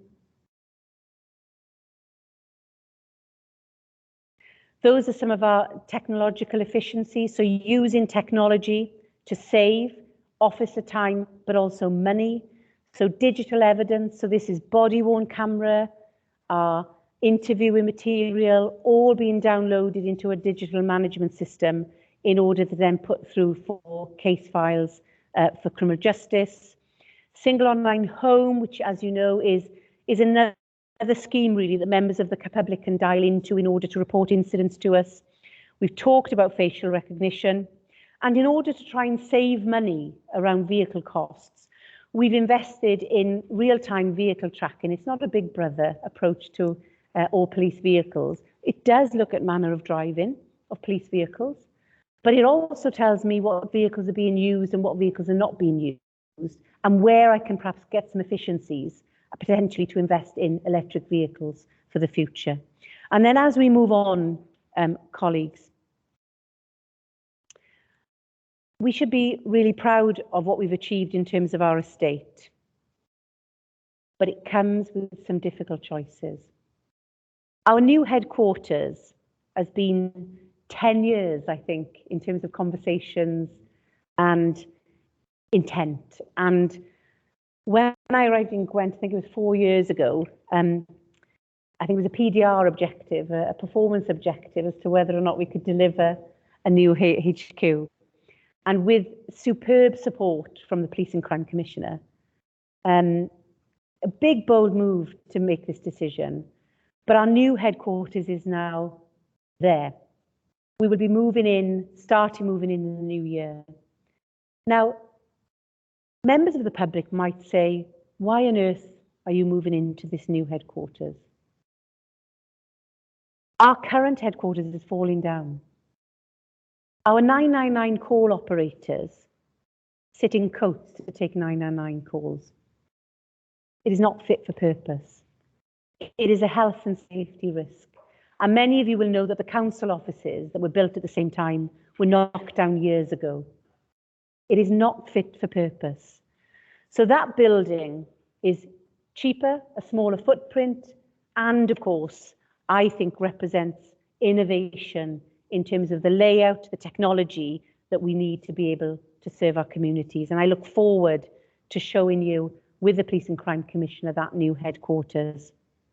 We've talked about Abergavenny, and of course we have some real challenges around our custody suites, because Newport Custody Suite only has a lifespan of about 5 years left. So unless we start thinking about custody for the future, and a custody big enough to house the people that we're arresting, we're going to have a challenge in 5 years. So that's why the Gwent Police Operational Facility is something that we're working very hard on. All of this costs money at a time when the comprehensive spending review is not giving us money in our capital budget. So the operational need in terms of our estate plan is there. Again, it's not a luxury, it's a must. Otherwise, we're going to be struggling in 5 years' time. And as we move on, and I start to bring some of this to a conclusion, we have, and if we move on again, Robin, we've already identified savings for next year, and the slides will show this. The next slide will show it, but I'll just comment on some of if I go straight to this slide. Thanks, Robin.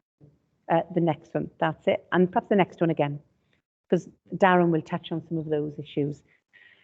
So from my perspective as an operational leader of policing, your Chief Constable wanting to deliver the best service, the total budget requirement to deliver that service is £158 million. We have already identified savings for next year of over £1 million. Now, to give you a feel for what £1 million of savings looks like, that is the Ystrad Mynach. We're not saving Ystrad Mynach Custody Suite, but Ystrad Mynach Custody Suite equates to £1 million worth of costs. So that's the magnitude of what £1 million of savings looks like. Darren will, of course, talk through the plans in terms of releasing savings. But what I will draw your attention to, colleagues, is that even with a precept growth, and this is a really tough year for communities, and I'm concerned about what precept looks like for us, because we've worked on a mid-term financial plan of this forthcoming financial year of having a 6.82% precept growth. We've worked on that plan leading up to next year and beyond. Even with that 6.82% growth, I still have to find £1 million. So we've already found £1 million for next year. Even if I get the precept growth that I need, I still have to find £1 million worth of saving. That's equivalent to running an entire custody build. And being really honest with you, I don't know where those savings are going to come from, other than from jobs and from business that isn't core police business. So I'm coming to you today talking about a budget that is not about growth. This is about standing still and delivering on the work that we've already achieved together. The growth is in the estate. It's not in any other luxury. And the estate is an operational need that I'm concerned about if we don't deliver. So, whatever the decision is by the Police and Crime Commissioner, and in consultation and dialogue with yourselves, my operational concern is that even with the precept that I think is, will just allow us to stand still, I have to find £1 million savings from an already creaking service where demand is growing day by day, month by month. And with that, colleagues, I will hand over to Darren, who will, of course, talk about financial implications, and I will answer the questions following Darren and the margins post this meeting. Thank you very much, Chief Constable. If we could have a brief commentary, Darren, on the next point. Certainly. Thank you, Chair. Thank you, Chief. I suppose my piece around this is the bid itself, the next steps, the scrutiny and the assurance that you'll be seeking when we reconvene in January. So we did receive the bid from the Chief Constable in November's Strategy and Performance Board, which is where the Chief Constable is held to account with the Commissioner. There's significant work underway in our office looking at the developments, the growth areas, the efficiencies that the Chief has already articulated for next year. Importantly, the known government grant won't land until next week. We're expecting the government grant week commencing the 13th of December. So that will provide assurances as much as a draft settlement does around what the government grant will. I think the piece around that, the figures that we've built in already are based on CSR figures and narrative from the Minister, so they will be subject to change on that funding side. We've had a long conversation around the precept, as you'd appreciate, balancing up that operational need, the Commissioner's commitment to deliver an efficient and effective policing service, but absolutely balanced by the very difficult affordability equation. And we're really attuned and really working hard around how we can square that. When we set the precept, you appreciate we have the public survey that's going on now and will end in January, and we also do that benchmark to what other policing forces in England and Wales are looking at setting their precept, and appreciate what local authority colleagues are setting. So we appreciate that there's a benchmark piece in there. So the bid process, the Chief is here today and has provided the robust and compelling viewpoint from the operational side. We will be meeting as a finance subgroup probably next week with members where we'll go through a lot of the detail in the Chief's bid to really understand those developments, those efficiencies, that funding piece, so the subgroup can bring assurance to the panel meeting in January when we set the precept or consider the precept that due diligence has been undertaken. I suppose if I look at the bid itself, I think the Chief has outlined fully outlined the context piece, the complexity, the impact from society, from other emergency service partners, around the changing face of policing, around the hidden criminality, the complexity, that everything that's thrown at policing, we kind of hoover up and get on with and deal with. So I don't need to rehearse the context. The funding, I've already said, is preliminary government funding from the Minister. But I think the most important thing that we've heard through the CSR and the narrative from the Minister is the new money for government is already ring-fenced. It pays for two things. It pays for new officers under Operation Uplift, and it pays for the recent announcement for increases in the NI rate. So new government money gone, ring-fenced. So the precept with a combination of efficiencies is the way we square the significant number of officers and staff that existed pre-Op Uplift that we now need to fund and maintain. So I think the Chief has articulated very well around the precept increase is a standstill position. There is pleasingly a growth in PCSO numbers, but intrinsically it's paying for what we've already got and keeping what we've already got. So it's not about more for more, it's more for standstill. So I think that's a very important piece. The CSR announced a relaxation of the referendum limits for English commissioners. So English commissioners, if the precept is to be raised over 2%, they call a referendum. This is the 5th year in succession where government have relaxed that need, and they've granted English commissioners a £10 precept flexibility per annum. It would be remiss of me not to say our 6.82% equals £20 per annum. So to come back to match English counterparts, we would half our precept to 3.47%, not 6.82.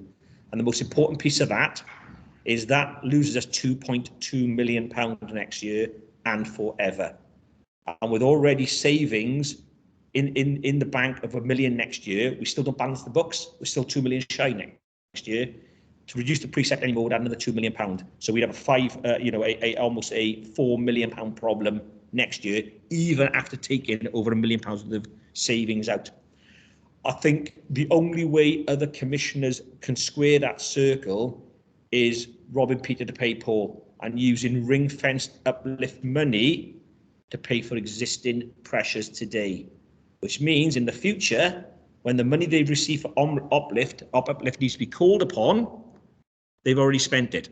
They've already offset precept with it, so they may need to put precept up in future years to cover that short-termism, if I may call it that. So I think that's an absolutely important piece. The scrutiny around the expenditure is very important. We don't just look at the additional expenditure that is in the Chief's bid each year. We also look at the existing budgets that are already there. It's not just a little couple of percent we build on each year. It's what was the £147 million base we started from before we got to the £158 million. That is the proposal. So we flush those budgets, make sure we have found every single efficiency that's in there, cash saving, new ways of working from COVID. Have we taken that money out? And this is the piece I will go through with the subgroup. We've talked about revenue contribution to capital. We've talked about there's a growing need now to use revenue budgets to fund capital. And the important thing, that's not long-term capital, that's not big police stations, etc. That's short-term assets, that's laptops, that's cars. Because the government grant that we are awarded for capital assets total £120,000 a year, which would fund about 1/10 of the fleet replacement programme. So we need to consider that. And in that revenue contribution to capital piece, we need to be very attuned to the conversation around precept increases, funding necessary capital investment, and avoiding borrowing where necessary. Current economic climate towards one thing, that borrowing costs are really low at the moment, but they're going to rise. So there's a risk around borrowing, and also there's a premium around borrowing because you're paying interest, which is very volatile. So we need to be attuned to that. We need to do significant work on that. There's a risk in there around the pay award for emergency services. We've got a range. It could be 2.5%. They've taken away the public sector cap at the moment. But you could also sit there and say CPI is running at 4%, inflation is running at 4%, plus the NI 1% or 1.25%. You need a pay award of 5% to stay ahead in real terms. So what pay award do we put in? What's the tension there? What's the negotiation going to be? A significant risk when you think over 80% of our costs are staff costs. I've talked about efficiencies. We need to get under the bonnet of efficiencies. What's sustainable? This is to the backdrop of £52 million worth of savings we've already achieved since 2008-9. We have been very, very good at balancing the books, protecting the front line and delivering efficiencies through smarter ways of working. And I pay credit for that. But within the CSR, there's a government expectation, third year of CSR, forces demonstrated 5% productivity efficiency improvements. I expect when the settlement comes for the next 3 years, they will give it net of that. So they would have already taken away that productivity efficiency saving and passed us the net benefit of that. But that could change depending on what economic climates are going to be. We talked about funding the deficit. We are sat here today with a £1.9 million deficit next year, even after taking £1 million worth of savings out. The tension is we have got a significant chunk of our budget we can't go find savings for. The Chief has outlined that already, because we have a baseline number of uplift officers that we can't go to. So that pot of efficiencies is tiny, and to the backdrop of 52 million that we've already taken out. So everything that's left in it is lean and efficient, but rest assured through the finance subgroup and the Commissioner's office, we will leave no stone unturned in that piece. Another significant risk, funding formula. So as much as on the surface, the policing pie is growing, but it's growing by virtue of ring-fenced money that's gone in, there's an impact that Gwent's slice of that pie could shrink in the future to the government's review of the police funding formula. For those new members on the panel today, the funding formula is very much opaque, out of date, and it's served its purpose. We need a new one based on new indices and variables for modern policing. I sit on the technical reference group as the Welsh representative, and the Chief also sits on there to ensure that the Welsh dynamic and uniqueness is reflected in any new funding formula. But there's a risk that our slice of pie could reduce when the new funding formula and the new variables and the new demand and population metrics go in that would drive policing costs could come through the mix. So that's significant. Another major risk is pensions, public sector pensions. You would have seen it in the news. You would have seen the MacLeod Sargent case. You would have seen the pressures on those. We are faced in about 2 years' time with another £8 million hit. The expectation is that it's fully funded from government. However, if I go back to the 2017 revaluation of public sector pensions, yes, the government did step up with the money, but not quite enough. Then they baseline that money, flatline that money ad infinitum, but our pension bill goes up. So as much government say we funded pension, yet not fully and not sustainably. So an £8 million hit in 2 years' time, I highly suspect that will not be fully funded by government. I've talked briefly about inflation and interest rates. Inflation run double the Bank of England expectations. We're up around 3.5–4%. That just puts more and more unavoidable cost increases into the patch, or into the piece, sorry. And we know interest rates will be going up during this year from 0.1% to 0.25% to probably 0.5%, 0.5%. That creates significant exposure to our borrowing. We've been very, I won't say fortunate, we have had robust financial management in Gwent over many years that set aside cash back reserve to fund our capital programmes. The HQ is a very good example of that. Those reserves and committed funds are now depleted, so we are moving into a borrowing territory. And I'll go back to that conversation, that tension between direct borrowing with an indirect impact on precept, or funding the revenue budget to fund the capital programme and move a direct impact on precept. And I suppose before I move on to a couple of opportunities, the last risk is around the uncontrollable costs from national programmes of work. Chief referenced Single Online Home, the national website, the front portal for policing, a national programme run by the Home Office. There's a number of these that we then pick up the costs locally. They have escalated over the years as pressures and delays have come into the delivery of those programmes. The Chief and the Commissioner have no control on them. I do sit on one of the boards that challenges that, Charges Oversight Board. I challenge the Home Office around above inflation increases on those programmes, but they are very much fait accompli. But finally, just touching on opportunities, we're always optimistic. We are brilliant in Gwent and Wales at collaboration, be it with other forces and commissioners across Wales or partners, so we embrace that collaborative piece. We are very highly advanced in our commissioning world, and it's probably due time that we bring a commissioning piece back to the panel so they can see the extensive work that we do, and you would have seen that commissioning piece throughout the written report earlier on in the agenda. And we do embrace technology. The Chief played that very heavily through her presentation. Automation, technological investment. If we look at the COVID piece, we flicked overnight into a technological advancement with our laptops. We deployed from 3 separate control rooms during COVID. So there's a significant opportunity there. And I'll pause there, pass back to colleagues, particularly the Chief or Larry, or back for any questions. Thank you very much.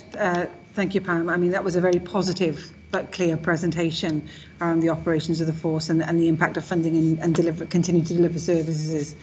I mean, that gives the members the opportunity to reflect before our very important January meeting where we will be discussing the precept. And obviously the indication there is an indication at the moment of 6.82%.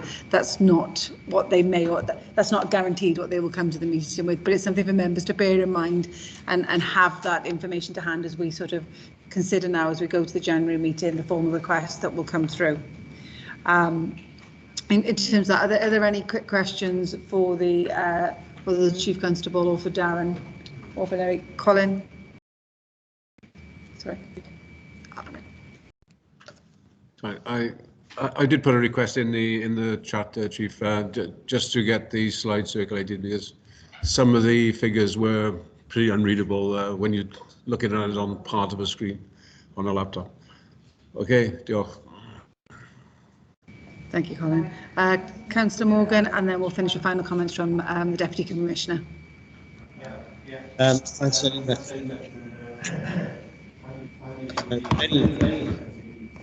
Presentation. I got to say the figures and yes.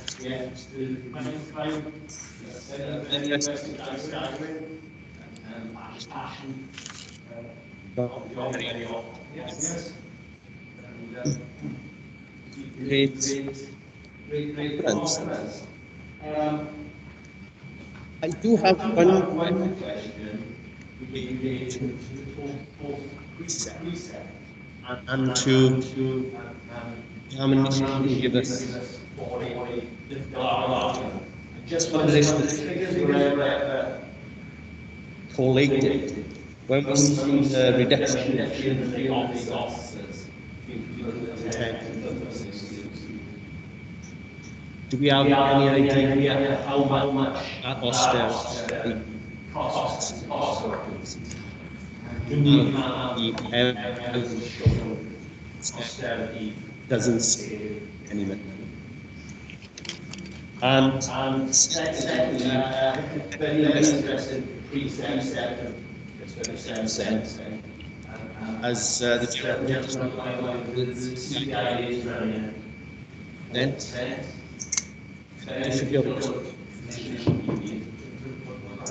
Especially when I see while CPI is believe the poorest seeing 20%. We all know where we go. Just go on. So I totally get the needs and still.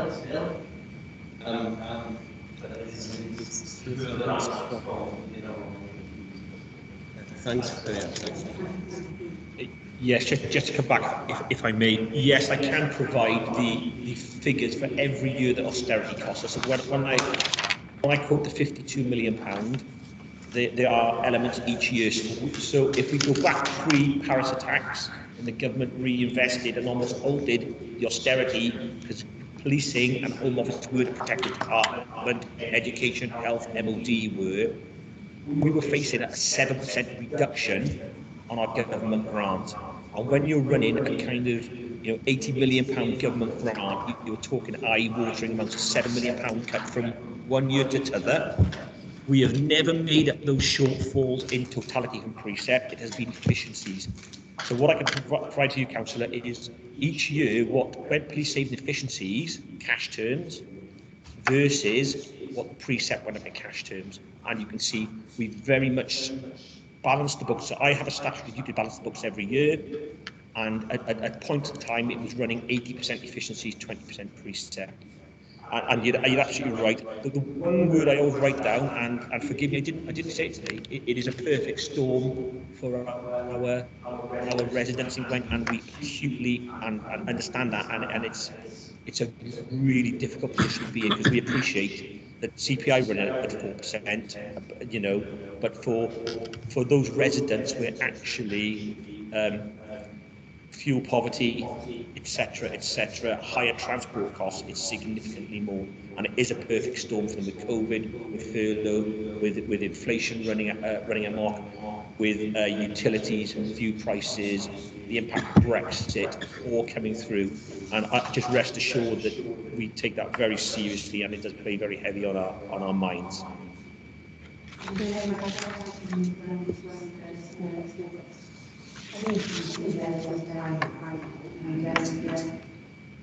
not going to be a panel. What I will say is the majority of prevention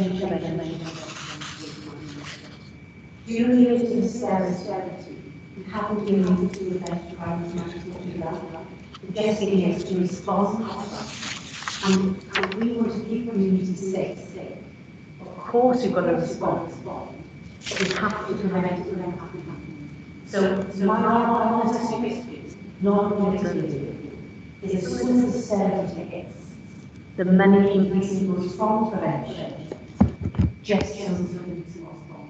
And that's not to stop communities and communities to thrive and safety.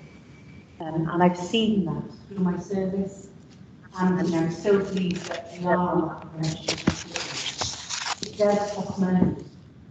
But it's the choices, isn't it, keeping whole and reducing crime versus being a responsive organisation. And I think prevention is what. And costs less. Absolutely. Thank you. Larry, did you want to come in with a final point? Thank you, Chair. It was just to reiterate your point that the 6.82 included in the presentation is the figure that is currently included in the mid-term financial plan. And obviously, as Darren's described, the Commissioner will now absolutely challenge that budget. And I can give you that assurance that challenge will be absolute. And we look forward to having the challenge from yourselves as a finance subgroup. And I'm just wondering, Darren, whether it's worth either extending the invitation to the finance subgroup to new members, or to offer, a financial briefing, if that would be helpful, so that new members who are particularly interested in getting into the detail are afforded that opportunity. But I just wanted to reassure that challenge around budget, resource, investment will be there, as will the challenge around performance, around impact and outcomes, because that is absolutely understood by the Commissioner, that in terms of the delivery of a budget for the Chief, what we need to see alongside that is that our communities feel the benefit of that, absolutely. And just to, from my perspective, to provide that assurance on behalf of the Commissioner, that when we come back to you in January with a proposal, it will be absolutely with the most careful consideration around what the Chief needs in terms of her operational requirements, but absolutely understood the impact on our communities and residents. And that is the absolute guarantee I can say, that we will be going through that really technical soul searching about how we square those two things. Thank you very much. We did actually extend an invitation yesterday to any new members that want to join the finance subgroup. We'll be sorting a date with Darren at the end of the meeting. Councillor Jason Jordan will be joining us on the group as well, and if any member is interested, please just drop myself or Kath a message and we'll make sure you're involved. So Chair, thank you very much. Chair, I did have my hand up for a question as well. Okay, do you have a quick question as we finalise the agenda items? Yeah, it was just to the chief, you know, another extendable presentation again. I mean, we're really passionate about what you're doing, what you're saying, you know, and it's nice to see that, you know, we have got officers now which are actually getting back to their normality what we were by 2023 with 362 officers, I think. I also want to make a point, I'm not quite sure if I heard it right, but 2 years' time you might be looking to retire. I thought you said you were doing a long haul for this. I'm 2.5, Jason. So I promised 5 years that was in my absolute privilege to be available for 5 years. Thank you very much. So.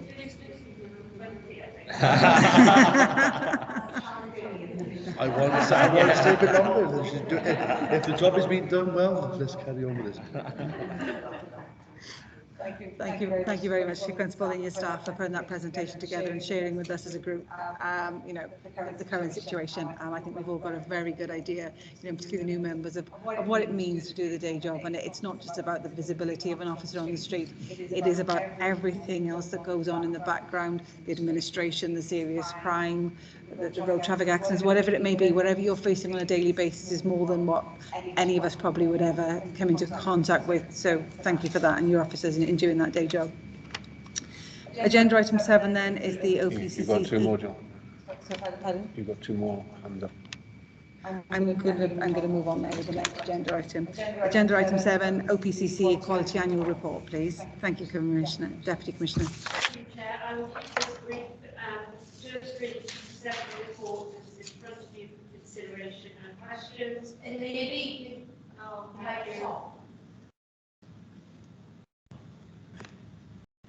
Okay, we get there. Take your mask off and do all your buttons is always too complicated for me. But so yes, thank you. I won't take any real length of time. The report is tabled for your consideration and questions.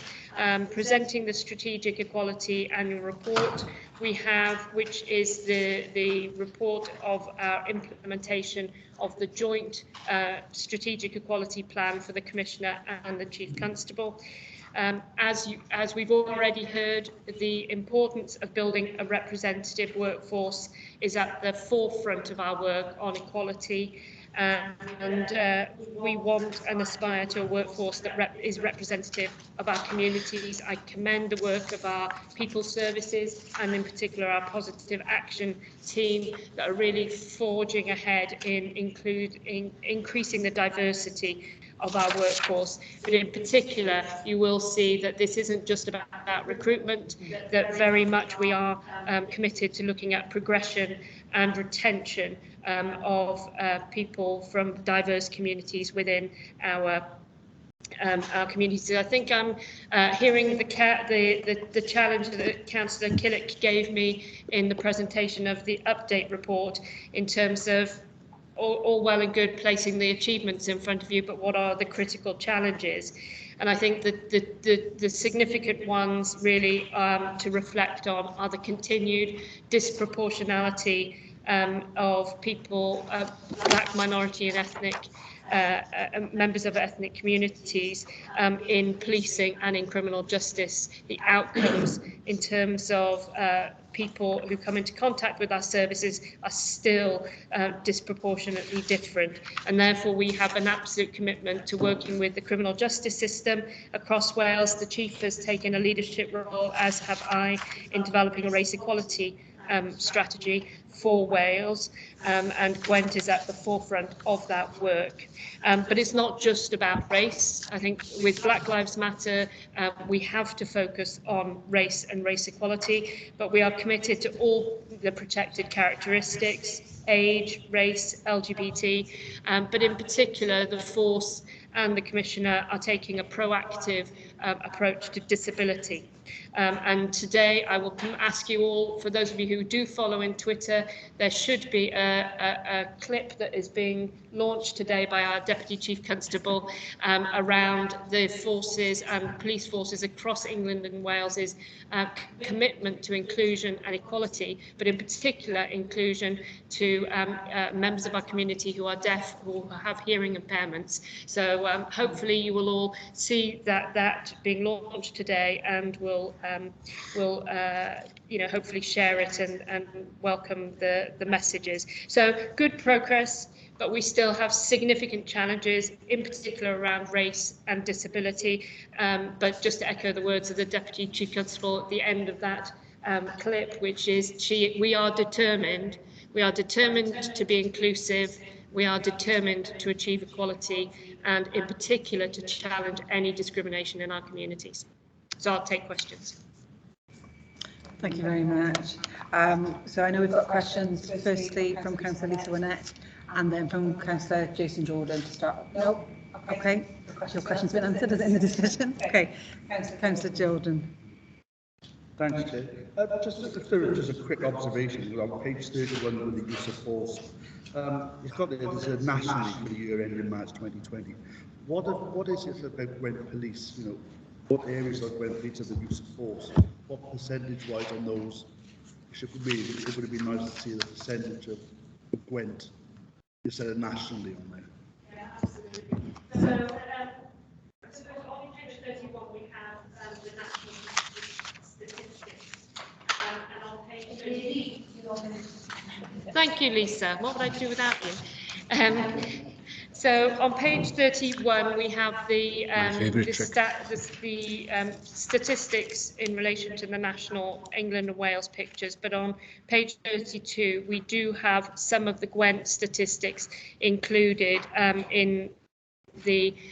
in the report. However, as we will all remember, we had a very impactful presentation from Superintendent Mike Richards at our last panel that went into much more detail about the Gwent position and the Gwent figures, both in terms of stop and search and also in terms of use of force. So I would refer us back to that presentation, but also to say that we in terms of our legitimacy and scrutiny work of both stop and search and use of force, we publish those reports on a 6-monthly basis on our website.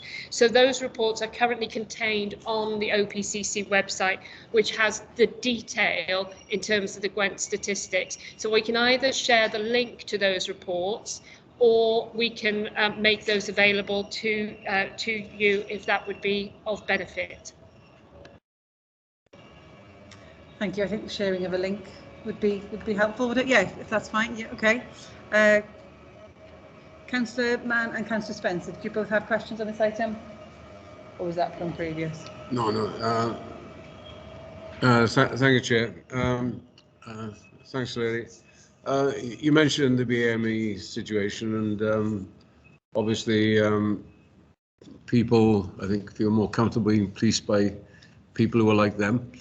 I noticed in the previous presentation that the proportion of female officers has gone up by, I think it's about 4%.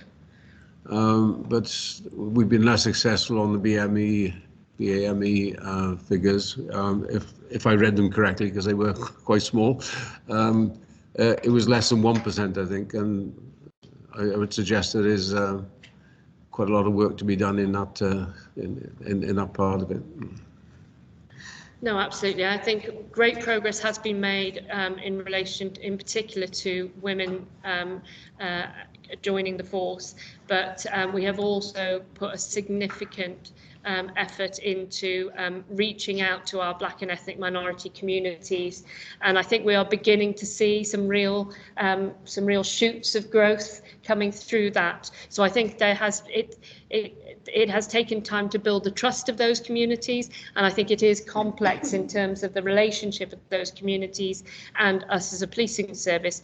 But I can give you our assurance that the work of our positive action officers is absolutely targeting wanting to increase the diversity, not just the diversity from Black and minority ethnic communities, but I know the Commissioner absolutely is committed to making sure that it's the diversity and representation from all of our disadvantaged communities, including our Black and minority ethnic communities, but not forgetting our communities who are economically impacted. And in fact, the chiefs and the PCCs recently have taken an undertaking to look at socio-economic disadvantage in relation to our strategic equality plan. So how do we think about communities who are impacted by poverty, who we need to be offering the opportunity to come and be employed in such a brilliant organisation as Gwent Police. But Chief, I don't know if you want to add.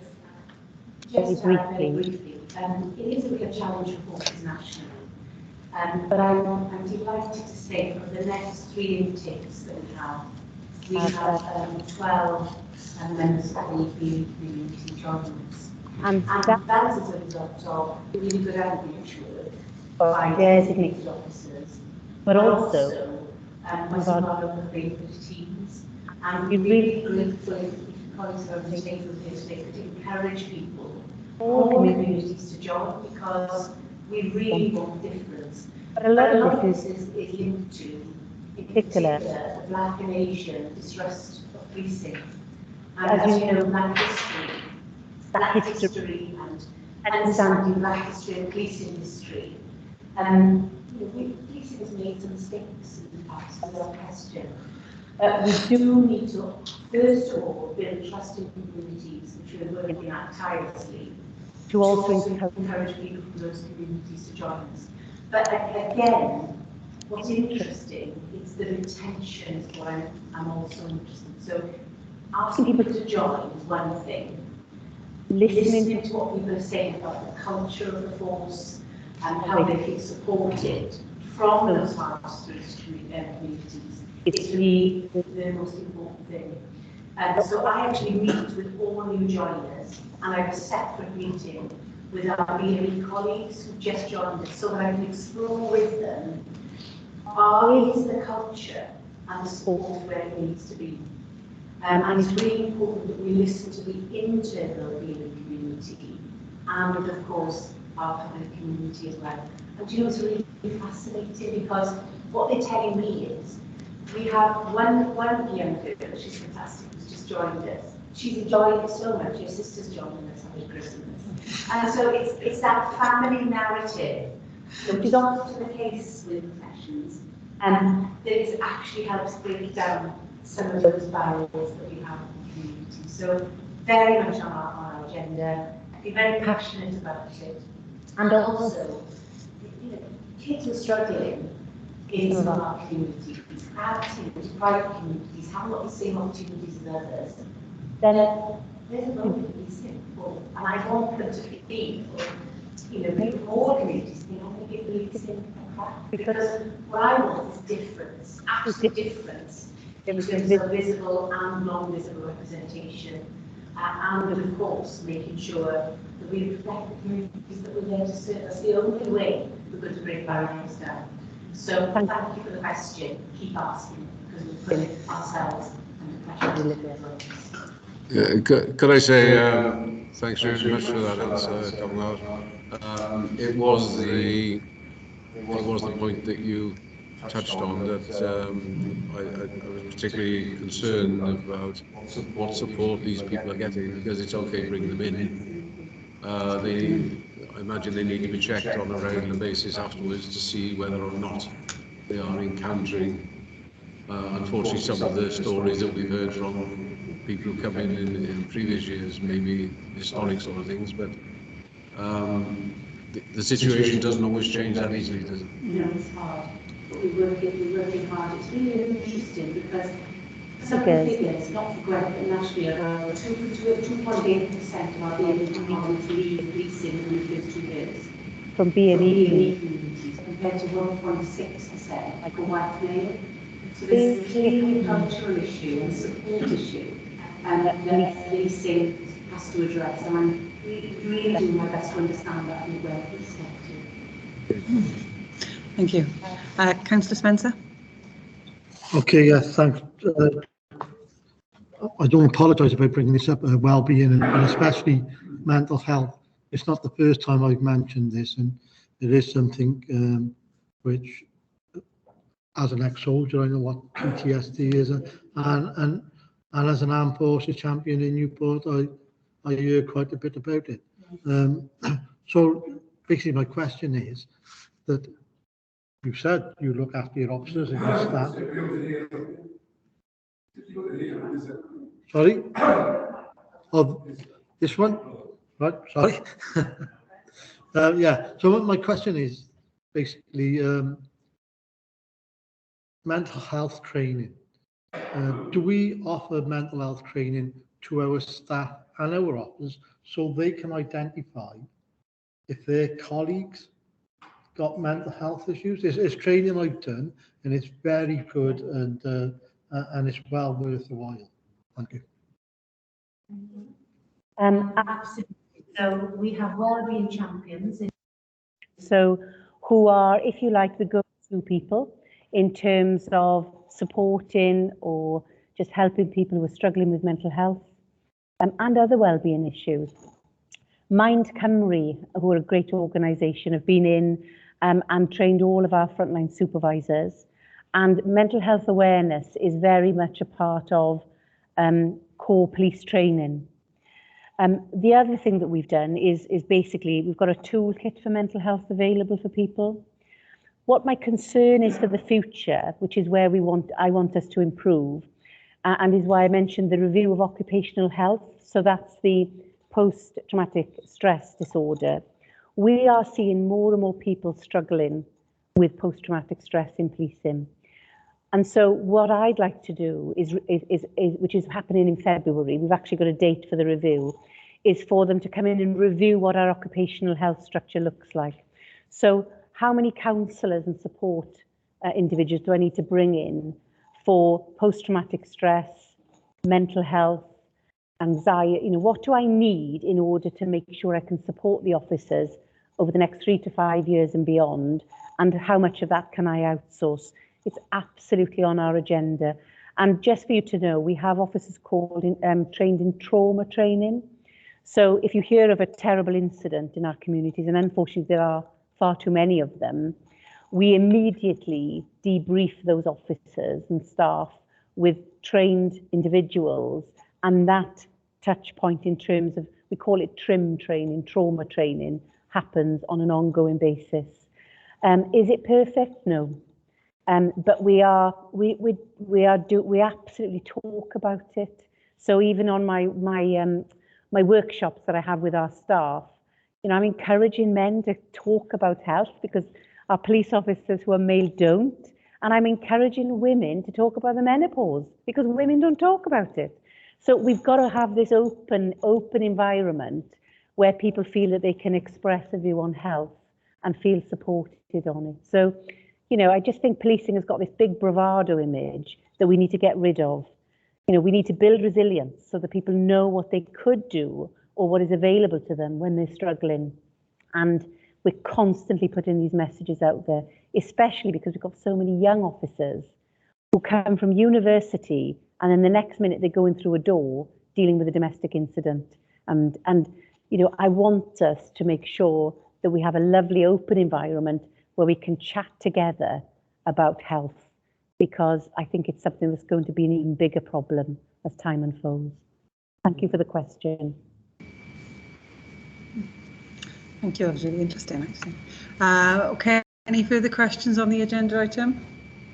No, I can't see more hands up. Okay, thank you very much for that, Alarian, for introducing that for us.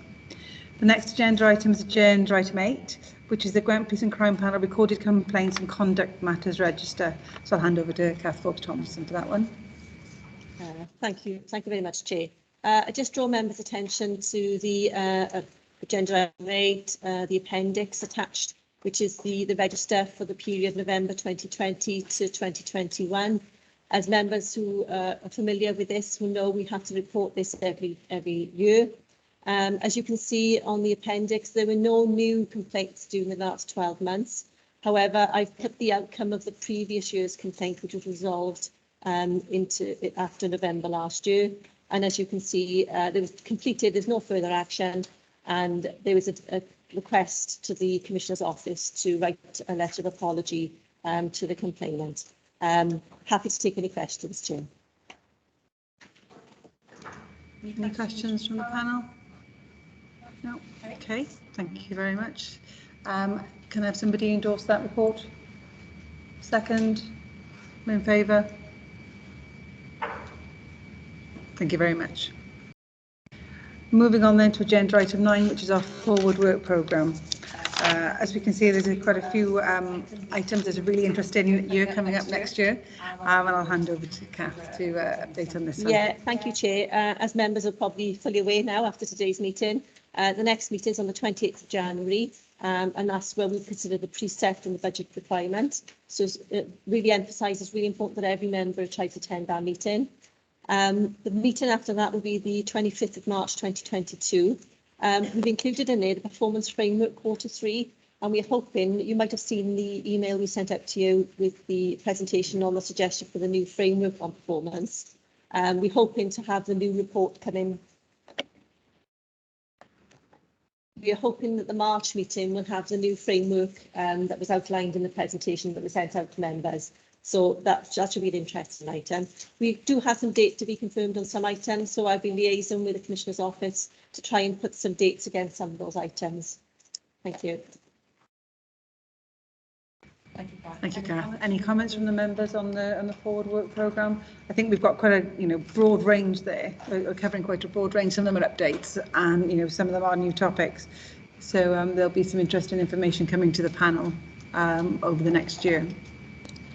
Chair, okay. One of the things that problem we do get is the number of items on the agenda. As per this morning, we could have spent far more time discussing the Chief's presentation than we actually had time for example. And we do, the last meeting again, we struggled to finish by something like 1:15, I think it was. And we did that by skipping over certain items. So I think we do need to look at exactly how many items we are supposed to be dealing with and make sure we deal with them properly, because I don't think we are at times. I think it is about making the best use of the time, and where maybe sometimes we can have the presentations in advance as well.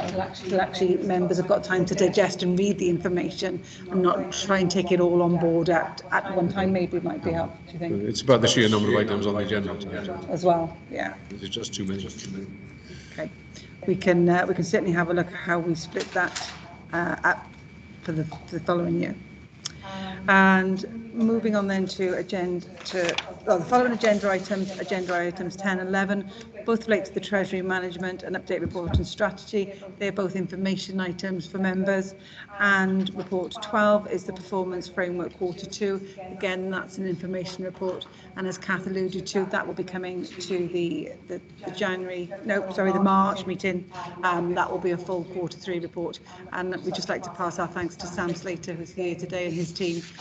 The performance subgroup had the meeting with Mark and talking through the changes that are going to come, and it's very exciting to see the changes that are going to come, and I think members will be much more comfortable, is the wrong word, but I think they'll find a new format in the way in which it will just be much more beneficial and much more easier to digest and read going forward as well. So thank you to Sam and his team for the work on that. And the final one, agenda item 13, another information item. That was the Gwent Police and Crime Annual Report for 2020-21. This is a new report that we've put together for looking at what the panel have actually achieved and what we've looked at this year, and we've tried to relate that report to the Police and Crime Commissioner's plan. So looking at his measures, looking at his targets and saying, okay, as a panel, what have we done to challenge, support the Commissioner in those areas? And if you have any comments on that, it is the first one. it's not as good as it could be, but I think it's a start, and it's a starting point for us to go forward on that basis, and it will help us identify some of the areas which maybe we can do a bit more in going forward. Do any members have any final comments on today's agenda item or meeting? Okay, well then I will draw the meeting to a close. I'd like to give a special thanks to all the force officers and staff for their work this year. It's a tremendously difficult year. They've obviously got difficult times still to come. So thank you to them and their families for what they've delivered to Gwent over the last year. We hope they stay safe over the Christmas period and wish them all the very best. To all members and panel members, I wish you a very Merry Christmas and a Happy New Year. I hope you all stay safe and look after yourselves, and we look forward to a very informative, challenging, scrutinising, detailed meeting in January, and look forward to seeing you all then. Take care everyone, thank you. Thank you all. Thank you.